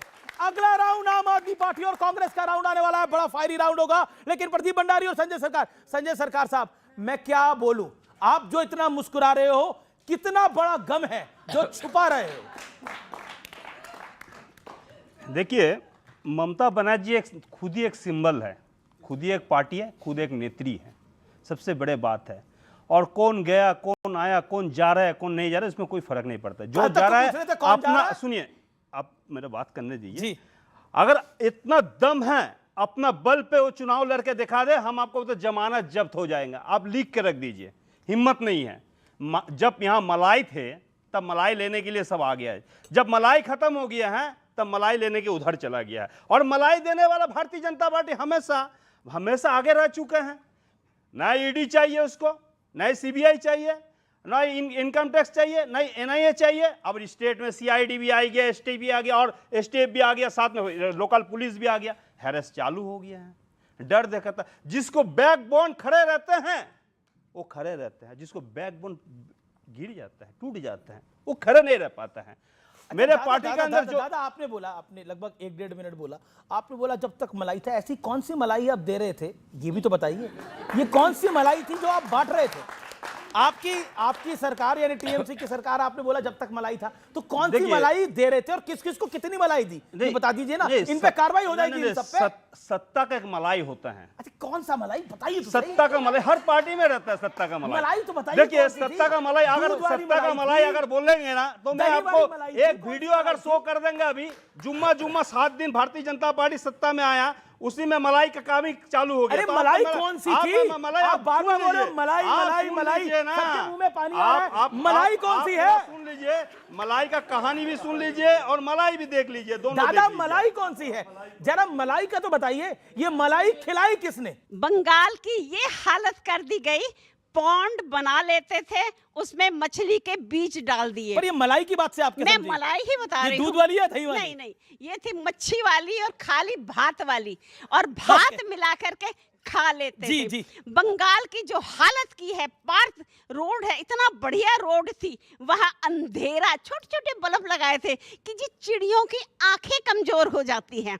ममता दीदी बहुत जुझारू लीडर थी, लेकिन जो संदेश खाली में हुआ एक महिला के राज में, और शाहजहां शेख उंगली दिखा रहा था, हमने देखा है उस बच्ची के साथ जो पीजी पोस्ट ग्रेजुएट थी, उसके साथ जो बेहुरमती आंख फोड़ दी, टांग फोड़ दी, और उसको 10 लाख रुपए उसकी माँ को देने पहुंच गए। क्या आपको लगता नहीं कि यही भारी पड़ गया संजय भाई? संजय सरकार यही भारी पड़ गया? ओके, और अभिषेक बनर्जी का घमंड ने पार्टी को डुबा दिया। जो जा रहा है वो करा। अभिषेक बनर्जी घमंडी है, इसी वजह से इस तरह के हालात हो रहे हैं। आप बहन जी बहुत अच्छे बात बोला है, लेकिन जो आरोपी था, हम 12 घंटे के अंदर आरोपी को पकड़ लिया है। आज 2 साल हो गया, दूसरे कॉन्विक्टेड सीबीआई कर नहीं पाया, उसको जिम्मेवारी मेरा। सीबीआई किसके हाथ में है?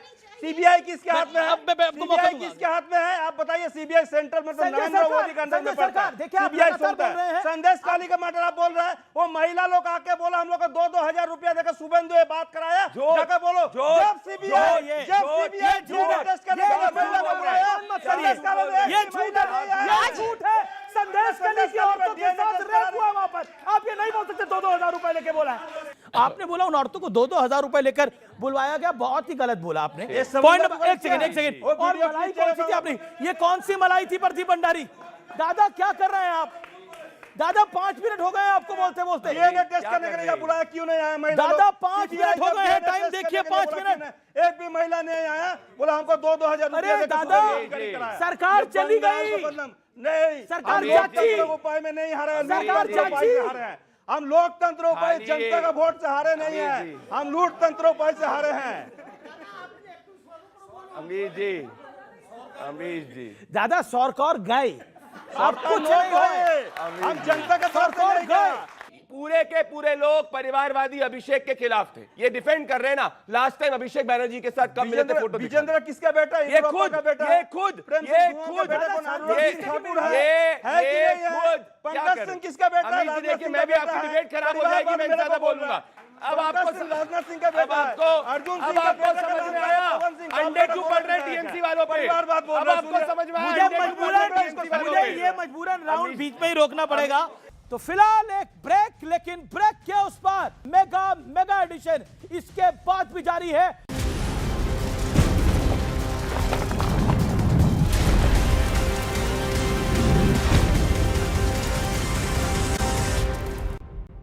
वेलकम बैक व्यूअर्स, एक बार फिर स्वागत है आपका मेगा एडिशन में, नए फॉर्मेट में।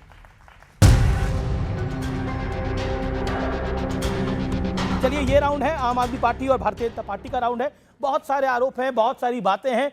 क्या आपको लगता है, मैं फिर ऑपोजिशन से शुरू करता हूं, क्यों आपको लगता है कि बीजेपी ईडी सीबीआई का बेजा इस्तेमाल करती है? और क्या आपको लगता है कि बीजेपी एक पॉलिटिकल पार्टी है, उसका तो काम नहीं है कि ऑपोजिशन को मजबूत रखे? सबसे पहले तो मुझे बहुत ही अच्छा लगा कि हमारी जनता इतनी जागरूक है। जनता सब जानती है, उन्होंने सारे क्वेश्चन आज बीजेपी से किए क्योंकि वो सब परेशान है। उनको विश्वास चाहे राहुल गांधी पर ना हो, पर वो बीजेपी से परेशान है, ये बहुत क्लियर हो गया। शांति शांति। सबसे पहले आपका आज डिबेट का मुद्दा है, आप बोलिए खुद क्या है डिबेट का मुद्दा आज? सामने दिखा हुआ मोदी का दम, विपक्ष में फायर कम। विपक्ष में फायर कम होती तो इनको फायर ब्रिगेड नहीं भेजनी पड़ती, ईडी सीबीआई इनकम टैक्स वाली अपने अरविंद केजरीवाल के पास झूठे मुकदमों में उनको जेल डाल के उनको ये करना नहीं पड़ता। ये लड़ नहीं सकते शिक्षा के मुद्दे पे, स्वास्थ्य के मुद्दे पे, इसलिए इन्होंने ऐसा किया।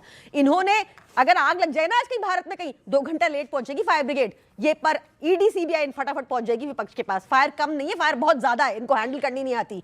जहां तक मोदी जी का सवाल है, मोदी जी ने, आप देखिए आज बच्चों ने यहाँ पे सवाल उठाया और ये बेहद शर्म की बात है कि हमारे देश के बच्चों के ऊपर लाठीचार्ज करवाते हैं और वहां मोदी के आगे घुटने टेके हुए हैं। थैंक यू मोदी बोला उन्होंने आज, जब हमारे 3 सेलर्स को मार दिया गया, कैसे गुहार लगा रहे हैं उनके माँ बाप, देखा आपने कि उनकी डेड बॉडी दिलवा दो कम से कम, और वहां थैंक यू मोदी बोल रहे हैं। It is so shameful, it is so shameful कि जब हमारे सारे सेना के लोग अटैक कर रहे थे, पाकिस्तान को पिछाड़ दिया, तब ट्रंप ने वहां से सीज फायर डिक्लेयर कर दिया। It is so shameful. Modi ji के मुंह से एक वर्ड नहीं निकला झूठ। ओके, मैं आपको मौका दूंगा। फिर झूठ बोल रही है। कोई झूठ नहीं बोला मैंने। ठीक है, अब आपने 1.5 मिनट अपनी बात मेरे को बोलने दीजिए। हाँ ठीक है, मैंने किसी के बीच में नहीं बोला, इनका रोना पहले शुरू हो गया। हाँ बोलिए बोलिए। इट इज सो शेमफुल कि मोदी जी ने, ट्रंप ने हम पर 50% टैरिफ लगा दिए और यहाँ पर हमने, प्रधानमंत्री मोदी ने कहा कि हम आपसे $500 बिलियन का सामान खरीदेंगे। This is so shameful. It is so shameful कि जहां पर इन्होंने कहा कि हर घर नल देंगे, हर घर जल देंगे, वहां पे हर घर मल दिया। इंदौर में लोग मर गए, 1000 से ज्यादा लोग हॉस्पिटलाइज्ड हो गए 2026 की इंडिया में। It is so shameful. यहाँ पे इनमें दम है, इसलिए फार्मर्स के आगे कीले ठोक देते हैं, ये दिल्ली नहीं आने देते, इतना डरते हैं ये फार्मर्स के बच्चों के ऊपर इन्होंने गाड़ी चला दी। It is so shameful. ये दम है, ये दम है। रुकिए, इट इज सो शेमफुल कि ये बोलते हैं कि सुसाइड का मजाक उड़ाते हैं मोदी जी। एक कॉन्क्लेव में 2023 में उड़ाया था, आपको याद होगा, उनका कॉन्क्लेव देख लीजिएगा 2023 का। झूठ मत बोलिए। और अभी नीट में बच्चे सुसाइड करते हैं तो एक मुंह से आवाज नहीं निकलती, फेक न्यूज है। बच्चों ने नहीं की सुसाइड। ठीक है, 2 मिनट झूठ बोलते हैं। It is so shameful. Bullet train की बात की थी, बुलेट ट्रेन की बात की थी, ये हाल है। बुलेट ट्रेन की बात की थी, ये हाल है। उससे पहले भी ऑपोजिशन ने बोला आज 1 साल हो गया, ये अनफेयर होगा। 1 साल हो गया कि हमारे देश में ये एक्सीडेंट हुआ, उसकी रिपोर्ट रिलीज नहीं करते। सो शेमफुल। ये दम है, ये दम है इनमें। राम मंदिर की बात करते हैं, राम नाम जपना, मंदिर का माल अपना, ये करते हैं। अमीर जी, मुझे प्लीज आपका संरक्षण चाहिए कि तब से विपक्ष बोल रही थी, मुझे एटलीस्ट बीच में जो आप टोक रहे थे, पहली अब उनका संरक्षण चाहिए। 10 सेकंड होगा अब please. It is so shameful की बात करते हैं। पंजाब में युवाओं के ऊपर लाठी बरसा रही है आम आदमी पार्टी की पुलिस। ये इट इज सो शेमफुल की बात करते हैं। मारुति का वादा करने वाले जाके पंजाब के अंदर शीश महल बनाते हैं, दिल्ली के अंदर शीश महल बनाते हैं। ये इट इज सो शेमफुल की बात करते हैं। एक अखबार को हिंदुस्तान के इतिहास में इंदिरा गांधी के बाद में अगर किसी ने अखबार के ऊपर रेड करी, वो पंजाब में आम आदमी पार्टी ने करी। इट इज सो शेमफुल की बात करते हैं, लाठी की बात करते हैं। ये रहे आम आदमी पार्टी की पुलिस पंजाब के अंदर किसानों के ऊपर लाठी चला रही है, ये करती है आम आदमी पार्टी की पुलिस, और ये इनकी सच्चाई की बात करती है। ये एक नंबर के झूठे लोग हैं, कांग्रेस के खिलाफ बात करते हैं, कांग्रेस के इलू करते हैं, देश की जनता और दिल्ली की जनता को इन्हें लूटने का प्रयास किया, ये इनकी सच्चाई है। नशा इन्होंने पंजाब में बढ़ाया, भ्रष्टाचार इन्होंने पंजाब के अंदर बनाया, करप्शन इन्होंने सबसे आगे किया, और किसानों पे लाठी भी इन्होंने चलाई। ये देशद्रोही लोग हैं पंजाब में। ये आप लोग करा लो, अगर हम चिट्टा हैं तो ये डोप टेस्ट करा दो। आम आदमी पार्टी दिल्ली में चुनाव हारी, शीश महल एक बड़ा कारण बन गया, जिसकी वजह से आम आदमी पार्टी का एक पॉलिटिकल डिबैकल हो गया दिल्ली के अंदर। बुरी तरह से आप लोग चुनाव हारे, अरविंद केजरीवाल स्वयं का अपना चुनाव हार गए। देखिए, दो चीजें बड़ी महत्वपूर्ण है। या तो आप क्या आपको लगता है, मेरा फिर एक ओवरऑल सवाल है, क्या आपको लगता नहीं है कि आप रियलाइज नहीं कर रहे कि मोदी लोकप्रिय हैं, बीजेपी की चुनावी मैनेजमेंट है, और विपक्ष में सामने राहुल गांधी हैं, ये दिख रहा है। और अगर अरविंद केजरीवाल भी हैं तो वो बहुत बड़ा अरविंद केजरीवाल फैक्टर नहीं है, अब ये मैं दिखाई दे रहा है। इस दो समय तीन clear। बातें बता देती हूँ। जी, इन्होंने 3 साल हमारे नेताओं को फर्जी आरोपों में जेल में डाला, और उसके बाद 22 उनको डिस्चार्ज किया गया। क्या झूठ? झूठ, कोई फर्जी नहीं है, कोई भी केस खत्म डिस्चार्ज किए हुए पे पता है डिस्चार्ज का मतलब। आप चुप रहिए, इनकी सच्चाई। आप इनको बीच में बोलने देंगे, के साथ इनको बीच में बोलने देंगे। मेरा निवेदन है, अलाउ हर 40 सेकंड, दोबारा 40 सेकंड शुरू हो रहे हैं, बोलिए। देखिए, सबसे बड़ी बात है कि अगर इनके पास ये लोकप्रिय होते, जिस तरह ये क्लेम करते हैं, तो अरुणाचल प्रदेश में 2016 में ये हारे थे, 2017 में गोवा में, ये हारे थे 2017 मणिपुर में। मैं बताती हूँ क्या हुआ। ये हारे थे कर्नाटक में 2019 में, ये महाराष्ट्र में हारे 2022 में, मध्य प्रदेश में हारे 2020 में। इन्होंने क्या किया? सीबीआई ईडी का यूज करके हारी हुई, वहां पे जीती हुई सरकार को गिरा दिया, सारों को अपनी पार्टी में ले आए, क्योंकि हम जीत गए। ये जनधार है इनका, ये जनधार है। महाराष्ट्र में ये कैसे हारे? 2022 में, उद्धव ठाकरे 2022 में, 2024 में, दोनों में हारे। अपना गठबंधन बदल लिया, बीजेपी सिंगल लार्जेस्ट पार्टी है बीजेपी का। कैसे हारे? स्पोक्सपर्सन खड़ा है नहीं, मैं फैक्ट बता रहा हूं। अरे ये स्पोक्सपर्सन होना फैक्ट है, फैक्ट है। ये हार गए थे। अच्छा, एक क्या ये मणिपुर में नहीं हारे?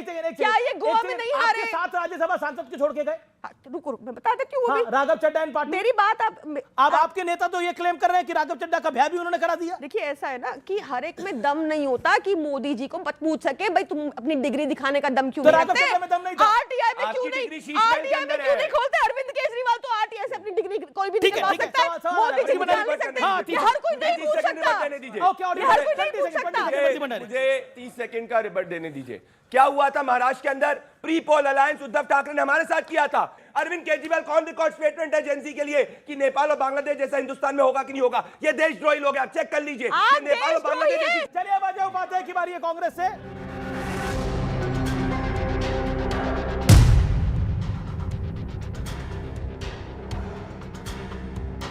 चलिए, अब अगले राउंड की शुरुआत करते हैं। अगले राउंड में कांग्रेस के प्रोफेसर अजय उपाध्याय हैं और आम आदमी पार्टी की प्रियंका कक्कड़ हैं। एक बार फिर जोरदार तालियां सबके लिए। और मेरा निवेदन है, बीते 2 राउंड में बहुत हल्ला गुल्ला हुआ है, अपनी अपनी टर्न पे बोलिए, अपनी अपनी बारी पे बोलिए। सबसे पहले आपके पास आता हूं मैं प्रोफेसर उपाध्याय, और एक प्रश्न आपसे पूछता हूं मैं। अरविंद केजरीवाल कहते हैं कि आप लोग रीजनल पार्टियों को समाप्त करना चाहते हैं, कांग्रेस की मानसिकता यह है कि रीजनल पार्टी समाप्त हो जाए, क्या कहना चाहते हैं आप? और राहुल गांधी में तो कोई दमखम बचा नहीं है। हमें तो अपनों ने लूटा, गैरों में कहां दम था। हमारी किस्ती, इस देश की किस्ती वहां डूबी जहां भाषणों में दम था और काम बहुत कम था। सच्चाई यही है।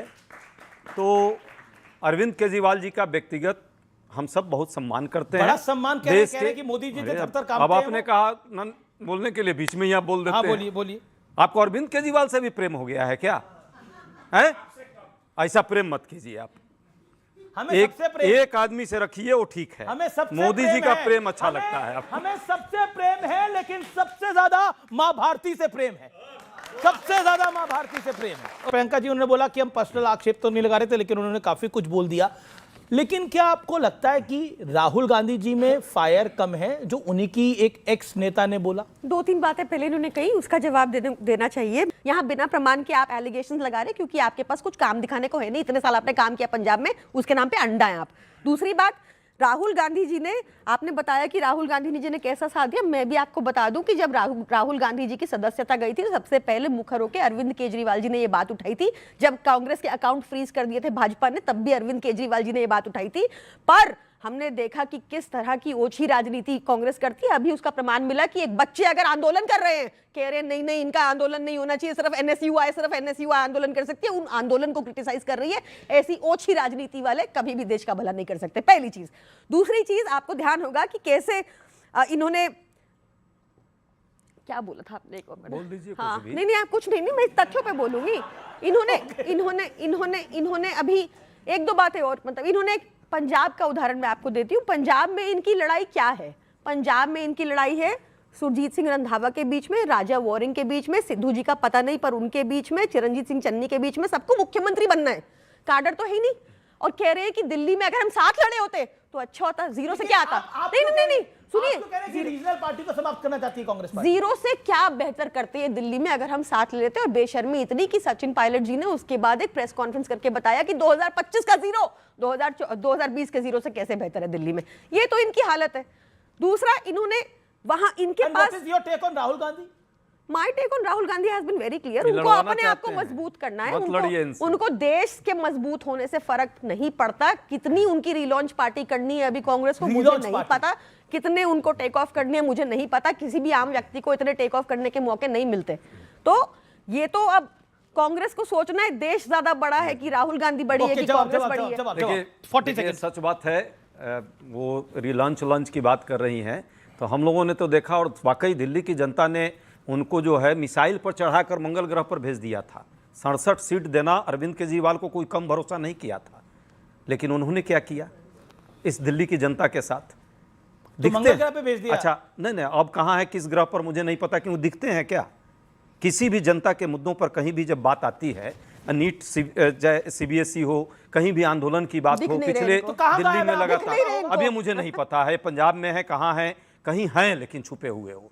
और ED CBI का प्रभाव, अरे भाई यही भंडारी जी को कम समझते हैं। अरे बहुत बड़ा खतरनाक आदमी है, ये कभी भी कोई भी खेल कर देते हैं। ममता जी का देखे कैसा पूरा उनके टीम को ही तोड़ दिया। अरविंद जी का मजाक। अरे ये बहुत खतरनाक है। अभी भी सुनिए ना, अभी देखिए, अभी थोड़ा देर पहले सुन लीजिए, अभी थोड़ा देर पहले कैसे यहाँ पे नाटक कर करके कैसे तेज तेज लड़ रहे थे। ये लड़ा कर दिखा रहे हैं कि देखो पंजाब में तो मैं ही लड़ सकता हूं आम आदमी पार्टी से। सच है कि दोनों मिले हुए हैं जी। अच्छा, ये हम नहीं कह रहे हैं। ओके, इनका कहना है कि पंजाब में कांग्रेस, बाद में इस प्रश्न पे आता हूं, लेकिन जवाब मैडम, अरविंद केजरीवाल छुपे हुए हैं। देखिए ऐसा है कि हमने ऐसे बहुत मौके, कहाँ है पूछ रहे, कहाँ है अरविंद? ये थोड़ा आंखें खोलेंगे तो इनको हर जगह दिखेंगे। इनको दिख ही नहीं रहे क्योंकि आंखें बंद है इनकी। आंखें तो खोले, सर्वव्यापी है, सर्वज्ञानी, आंखें सार्वभौमिक है वो। आंखें खोले, थोड़ा सा और देखा, खोल रहा हूँ दीदी, दिखे जाए। अरे महन मैं खोल रहा हूँ, सुनिए ना, आप जाके चेक कीजिए, नीट के ऊपर हो, CBSE के ऊपर हो, स्टूडेंट्स सुसाइड के ऊपर हो, बच्चों के साथ संवाद शुरू करना हो, शिक्षा के ऊपर हो, ये सब क्रेडिट अरविंद केजरीवाल को जाता है। आप लोग देख लीजिएगा, आप चेक कीजिएगा। वो बार-बार पूछे कहाँ है दिल्ली में, उससे ज्यादा ये दिखती हैं। कक्कड़ जी सबसे ज्यादा दिखती हैं। वो नहीं क्यों इनका नुकसान कर रहे हैं इनकी? नहीं, वाकई दिखती हैं, ये लगातार एक्टिव रहती हैं पॉलिटिक्स में। मैं इनको सैल्यूट करता हूं। अरविंद केजरीवाल जी पहले जितना दिखते थे, इतना आज इनके इतना भी दिख लेते तो भाई लोगों का भरोसा। मुझे लगता है ये पर्सनल टिप्पणियां कर करके ये हालत है देश की। और आप लोगों ने, अगर आपने काम ठीक से कर लिया होता ना, पॉजिटिव सर, अगर आपने अगर आप जहां जाते कांग्रेस को निपटाते हैं। अगर आप गुजरात में गए आपने कांग्रेस को नुकसान पहुंचाया, हरियाणा में गए कांग्रेस को नुकसान पहुंचाया। अरे इनको किसने रोका? 30 साल तक बीजेपी को हरा नहीं पाए। किसने रोका? 30 साल हो गए गुजरात में नहीं हरा पाए बीजेपी को। किसने रोका? आम आदमी पार्टी ने। अभी असम हार गए, निकाय चुनाव भी हार गए, विधानसभा भी हार गए। किसने रोका? आम आदमी पार्टी ने। बंगाल में 2 सीटें आई हैं, किसने रोका? आम आदमी पार्टी ने। दिल्ली में 0, किसने रोका? आम आदमी पार्टी ने। बिहार में कहा कितनी सीट आई है? 6, AIM से 1 ज्यादा। AIM भी इनको एक बात पीछे है इनके बिल्कुल ना। तो इनको इनकी ये कहानियां बहाने कुछ है ही नहीं ग्राउंड पे। सही है, आप यूपी में कब से नहीं आए, ग्राउंड पे है ही नहीं कुछ, नहीं आए, बिहार में 40 साल, मतलब आप खुद सोचिए। और आप कहते हैं कि आम आदमी पार्टी आपको रोक रही है। गुजरात में तो आम आदमी पार्टी पिछला चुनाव लड़ी, उससे पहले 25 साल से आप हार रहे हैं, कौन सा जीत रहे थे आप? देखिए, आप लोग कहते हैं ना कि 65-70 साल तक कांग्रेस का शासन था, तो बहुत सारी पार्टियां जो है यहाँ दिखती भी नहीं थी, कौन से लोक में होती थी, किस ग्रह पर होती थी। धीरे धीरे बढ़ी, सबका अपना है, जनता का भरोसा लोगों ने जीता। हमारे पास जिन राज्यों में आज भी सरकार विपक्ष में सबसे ज्यादा किस पार्टी की तेलंगाना में भी आरएसएस इंपोर्ट है, कह रहे हिटलर अच्छा है, हिटलर की टास्क फोर्स बनाऊंगा, इनका मुख्यमंत्री बताइए। बोलने वाली नहीं है, यदि आप बोल लेंगे तो आप बोल लीजिए, फिर मैं बात। अच्छा, मैं आपसे जवाब मांग रही हूं, आप बोल लीजिए। हाँ, मुझे एक जवाब चाहिए आपको, मैं अपना समय भी देता हूं। यहाँ पे राहुल गांधी जी हर जगह संविधान लेके, लाल किताब लेके घूमते हैं, बताते हैं कि डिफेक्शन लॉ होना चाहिए, एंटी डिफेक्शन होना चाहिए। इनके मुख्यमंत्री तेलंगाना के विधानसभा में कहते हैं सारे बीआरएस वाले मेरी पार्टी में आ जाओ, मैं किसी पे एंटी डिफेक्शन लॉ नहीं लगने दूंगा। ये बात करते हैं। उसके बाद अभी रिसेंटली क्या बोला इनके तेलंगाना के मुख्यमंत्री जो आरएसएस इंपोर्ट है, रेवंत रेड्डी जी, वो बोले मैं हिटलर से बड़ा प्रेरित हूं, हिटलर से प्रेरित होकर मैंने ये नाम रखा और ये टास्क फोर्स क्रिएट। एक मुंह से शब्द नहीं निकला। इनकी आइडियोलॉजी क्या है? आज बीजेपी में सारे जितने लोग हैं 80% कांग्रेसी हैं। सारे मुख्यमंत्री इनके गिन लो, सारे कांग्रेसी। प्रेमा खांडू हो जाए, ये शुवेंदु अधिकारी भी पुराने हो गए, ये हेमंत बिस्वा शर्मा हो गए, सारे कांग्रेस के आए हुए। तो ये अपना घर संभाले, मजबूत हो ले। गुड लक टू यू है सर। पर्सनल टिप्पणियां बंद करें। अगर आपने काम किया होता अच्छा शिक्षा पे, तो मोदी जी को भी नकली डिग्री नहीं चाहिए होती। अब वो क्या अब मुझे पूरा भरोसा है कि आप पूरा सुनेंगे। इन्होंने कहा कि कांग्रेस से लोग निकले हुए हैं। वाकई अभी तो भाजपा का जो प्रदेश अध्यक्ष इन्होंने बनाया है, प्रेमा खांडू, वो भी न इनके यहाँ पंजाब में, तो वो भी कांग्रेसी हैं। मैं इसमें कोई कहने में दिक्कत नहीं, इन लोगों के पास तो कुछ है ही नहीं, तो हमारे वाले ही लेकर के जाते हैं, क्योंकि इनके पास अपना होता न विजन है, न लीडर है, कुछ है ही नहीं। मेरा सवाल केजरीवाल से जी से है कि मैं बिहार मिथिला से आता हूं। उन्होंने 2019 में बोला था कि बिहारियों, जो भी बिहारी है वो 500 का टिकट लेके आता है, 5000 का टिकट, इलाज 5 लाख का इलाज करवा के चला जाता है। आप बोलते हैं कि केजरीवाल जी पीएम कैंडिडेट है। पीएम मतलब पूरा देश के हर एक जनता का सम्मान करना। आप गाली क्यों देते हैं बिहार वालों को? अभी कहा बोला ना केजरीवाल पीएम कैंडिडेट है क्या? बिल्कुल भी नहीं। ओके, सबसे नहीं, केजरीवाल अभी भी पीएम कैंडिडेट है। मैं पहले उनकी बात क्लियर कर दूं। मैं आपको ये बता दूं, आप जरा चेक करके देखिएगा कितना ज्यादा हमने पूर्वांचली लोगों को सम्मान दिया, कितनी घाट हमने दिल्ली में बनवाई, कितने एमएलए हमारे पूर्वांचल से हैं। आप चेक कर लीजिएगा, कोई भी पार्टी हमें बीट करके तो बता दीजिएगा। आप चेक कर लीजिएगा। ये आखिरी राउंड है, आखिरी राउंड है, आखिरी राउंड है। मैं निवेदन करूंगा, मैं बीजेपी और समाजवादी पार्टी से निवेदन करूंगा वो मंच पे जाए।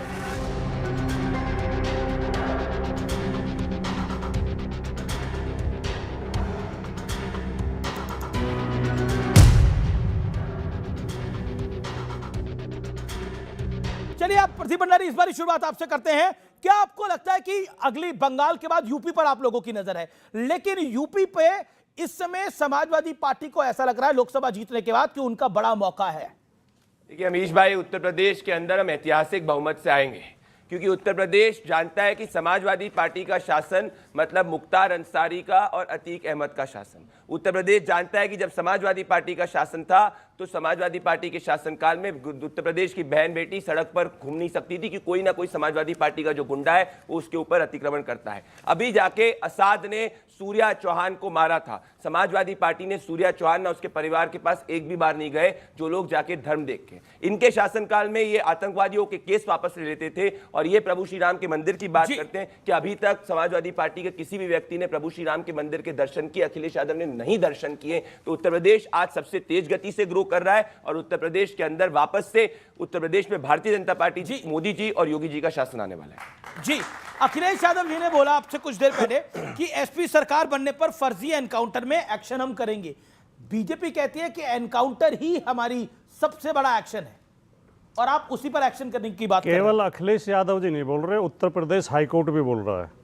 हाईकोर्ट कम से कम 4 बार ये टिप्पणी कर चुका है कि उत्तर प्रदेश में आकाओं को खुश करने के लिए पुलिस कानून का उल्लंघन कर रही है। और अभी पुलिस के ऊपर जुर्माना लगाया थोड़े दिन पहले ही, पिछले सप्ताह ही, अवैध हिरासत में रखने को पुलिस के ऊपर जुर्माना लगाया। जो ये बात कर रहे हैं, देखिए ये हाई कोर्ट का ही वो है, मेरे हाथ में कटिंग है ये, अगर आपके कैमरा पे दिखाई दे रही हो। हाई कोर्ट कह रहा पुलिस का काम अपराधों की जांच करना है, जोड़ों का पीछा करना नहीं। और ये कहते हैं कानून व्यवस्था बहुत शांत होगी। कल की घटना है, आज के अखबार में छपी है, आज के अखबार में, हिस्ट्री सीटर के काफिले से टोल मांगने पर बवाल, कर्मी को पीटा। 35 गाड़ी टोल का बैरियर तोड़ के निकल रही है, उन्होंने रोका। ये आप पे तो गुंडा पार्टी का आरोप लगाते हैं कि अगर सपा का राज आएगा, सपाई आएंगे तो गुंडे आएंगे। अब मैंने थोड़ी देर पहले जवाब दिया था, हमारे नेता के खिलाफ एक मुकदमा भी दर्ज नहीं है। माननीय योगी आदित्यनाथ जी के खिलाफ 12 मुकदमे दर्ज थे। तो किसे अपराधी माने? किसको अपराधी मानते हैं? जवाब दर्ज है। करहल के अंदर एक दलित बच्ची ने समाजवादी पार्टी के लिए वोट नहीं दिया था। समाजवादी पार्टी के लोगों ने उस करहल के अंदर एक दलित बच्ची का रेप कर दिया था। उत्तर प्रदेश के अंदर डेटा यह कहता है कि सबसे ज्यादा महिलाओं के खिलाफ क्राइम में अगर कन्विक्शन रेट है तो अभी उत्तर प्रदेश के अंदर भारतीय जनता पार्टी के शासनकाल के अंदर है। समाजवादी पार्टी का मतलब परिवार, और इनको अतीक और मुख्तार के लोग चलाते हैं। याद करिए 2024 के अंदर किस तरीके से मुख्तार के भाई के वीडियोस वायरल हो रहे थे कि अब जब हम सत्ता में आ जाएंगे तो पुलिस को सबक सिखा देंगे। तो हम आश्वस्त हैं। इनसे मैं पूछना चाहता हूं, इन लोगों ने हिंदू ब्राह्मणों तक को वैश्या से कंपेयर करके गालियां बकी थी, तो जो जाके हिंदू ब्राह्मणों को गाली बके, जो जाके अभी तक प्रभु श्री राम के मंदिर के दर्शन नहीं करने जाए, जो दलित बच्ची का रेप कर दे क्योंकि सपा का वोट नहीं करे, वो उत्तर प्रदेश के खिलाफ। और इसको लेकर बड़ी कंट्रोवर्सी भी हुई, मैं क्यों पहुंचा? उस बयान पे जिसका ये जिक्र कर रहे हैं, जो ये षड्यंत्र करते हैं, जो बीजेपी और आरएसएस की महारत है जिसमें कि ये झूठी खबरें फैलाकर दूसरे व्यक्ति को चरित्र हनन करते हैं। पर आपने माफी भी मांगी थी। मैंने माफी किस बात के लिए मांगी थी वो भी बताऊंगा। उस पूरे बयान में मैंने एक भी शब्द ब्राह्मणों के खिलाफ नहीं बोला था। ठीक है। और मैं किसी जाति के खिलाफ, किसी धर्म के खिलाफ कभी नहीं बोलता हूं।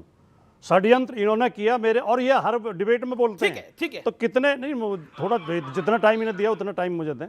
जितना षड्यंत्र ये करते हैं, चरित्र हनन ये करते हैं, आरोप ये लगाते हैं, और मेरे उस बयान के समर्थन में कम से कम 100 बड़े बड़े ब्राह्मणों ने, विद्वान ब्राह्मणों ने, जो सीनियर पत्रकार हैं देश के, उन्होंने मेरे समर्थन में लिखा है कि राजकुमार भाटी ने कुछ गलत नहीं कहा था। इन्होंने क्लिप काट के 12 मिनट के भाषण से 7 सेकंड की क्लिप काट के, मैं सुना देता हूं। 12 मिनट के भाषण से 7 सेकंड की क्लिप नहीं, मत सुनवाइए क्लिप, पूरा भाषण सुनवाइए अगर सुनना है तो।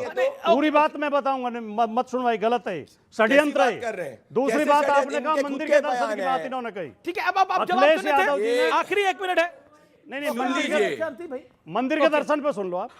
अखिलेश यादव जी ब्राह्मणों को वैश्या से कंपेयर करना गलत है। इनको माफी इफ और बट के बगैर मान लेनी चाहिए, यही सच्चाई है। अच्छा ठीक है, मैं कह रहा हूं ये विषय नहीं है, मुसलमान धर्म के अंदर ये विषय नहीं है। आप दोनों का धन्यवाद। अब आप नीचे आ जाइए। अब मैं निवेदन करता हूं अजय उपाध्याय और सत्यप्रकाश मिश्रा से फाइनल राउंड के लिए।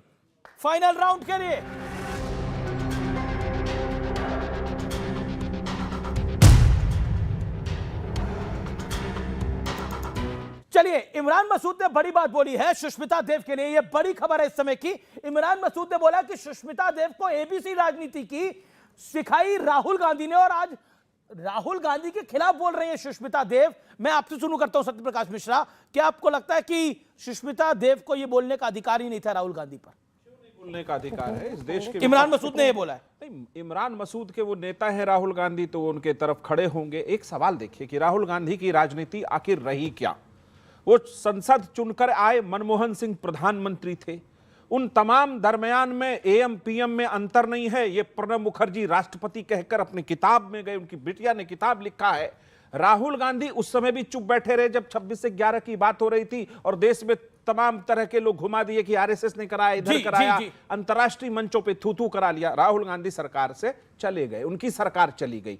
प्रधानमंत्री मोदी अगर सरकार में आए तो देश में अगर गरीबों, किसानों, महिलाओं और पीड़ितों और वंचितों की आवाज बनकर आए और उन्होंने सभी वर्गों के विकास के लिए काम किया, तभी सबका साथ, सबका विश्वास का नारा है और विकास का नारा है। ठीक है, हमने कभी कहा कि नाले से गैस निकालो, रडार में चलता है, रडार से बादल से में छुप जाता है रडार। ओके, आखिरी 30 सेकंड इनकी बात का पूरा जवाब नीतीश कुमार जी का जीवन 45 साल का बेदाग जीवन है। उन्होंने अपनी मर्जी से अपने पद का परित्याग कर अपने से जो उनसे कनीत है उनको पद दिया और वो राज्यसभा में और मार्गदर्शन कर रहे हैं। अब आया मोदी जी पे, आप फिर से चेक करिए हिंदुस्तान के किसी भी नेता को जो इतने गरीब घर से संविधान की ताकतों से ऊंचे पद पर पहुंचा है, इतनी गालियां विपक्ष ने कभी नहीं दी, किसी नेता को नहीं दी। प्रधानमंत्री को।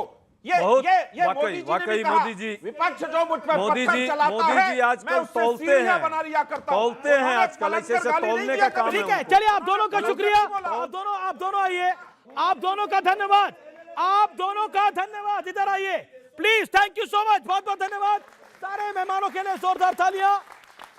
चलिए बहुत बहुत धन्यवाद आज की इस चर्चा में तमाम मेहमानों का बहुत बहुत धन्यवाद, ऑडियंस आपका बहुत बहुत धन्यवाद, जोरदार तालियां अपने लिए। तो फिलहाल आज के इस मेगा एडिशन में आज के लिए इतना ही। आपको मेरा नमस्कार, जय हिंद, वंदे मातरम।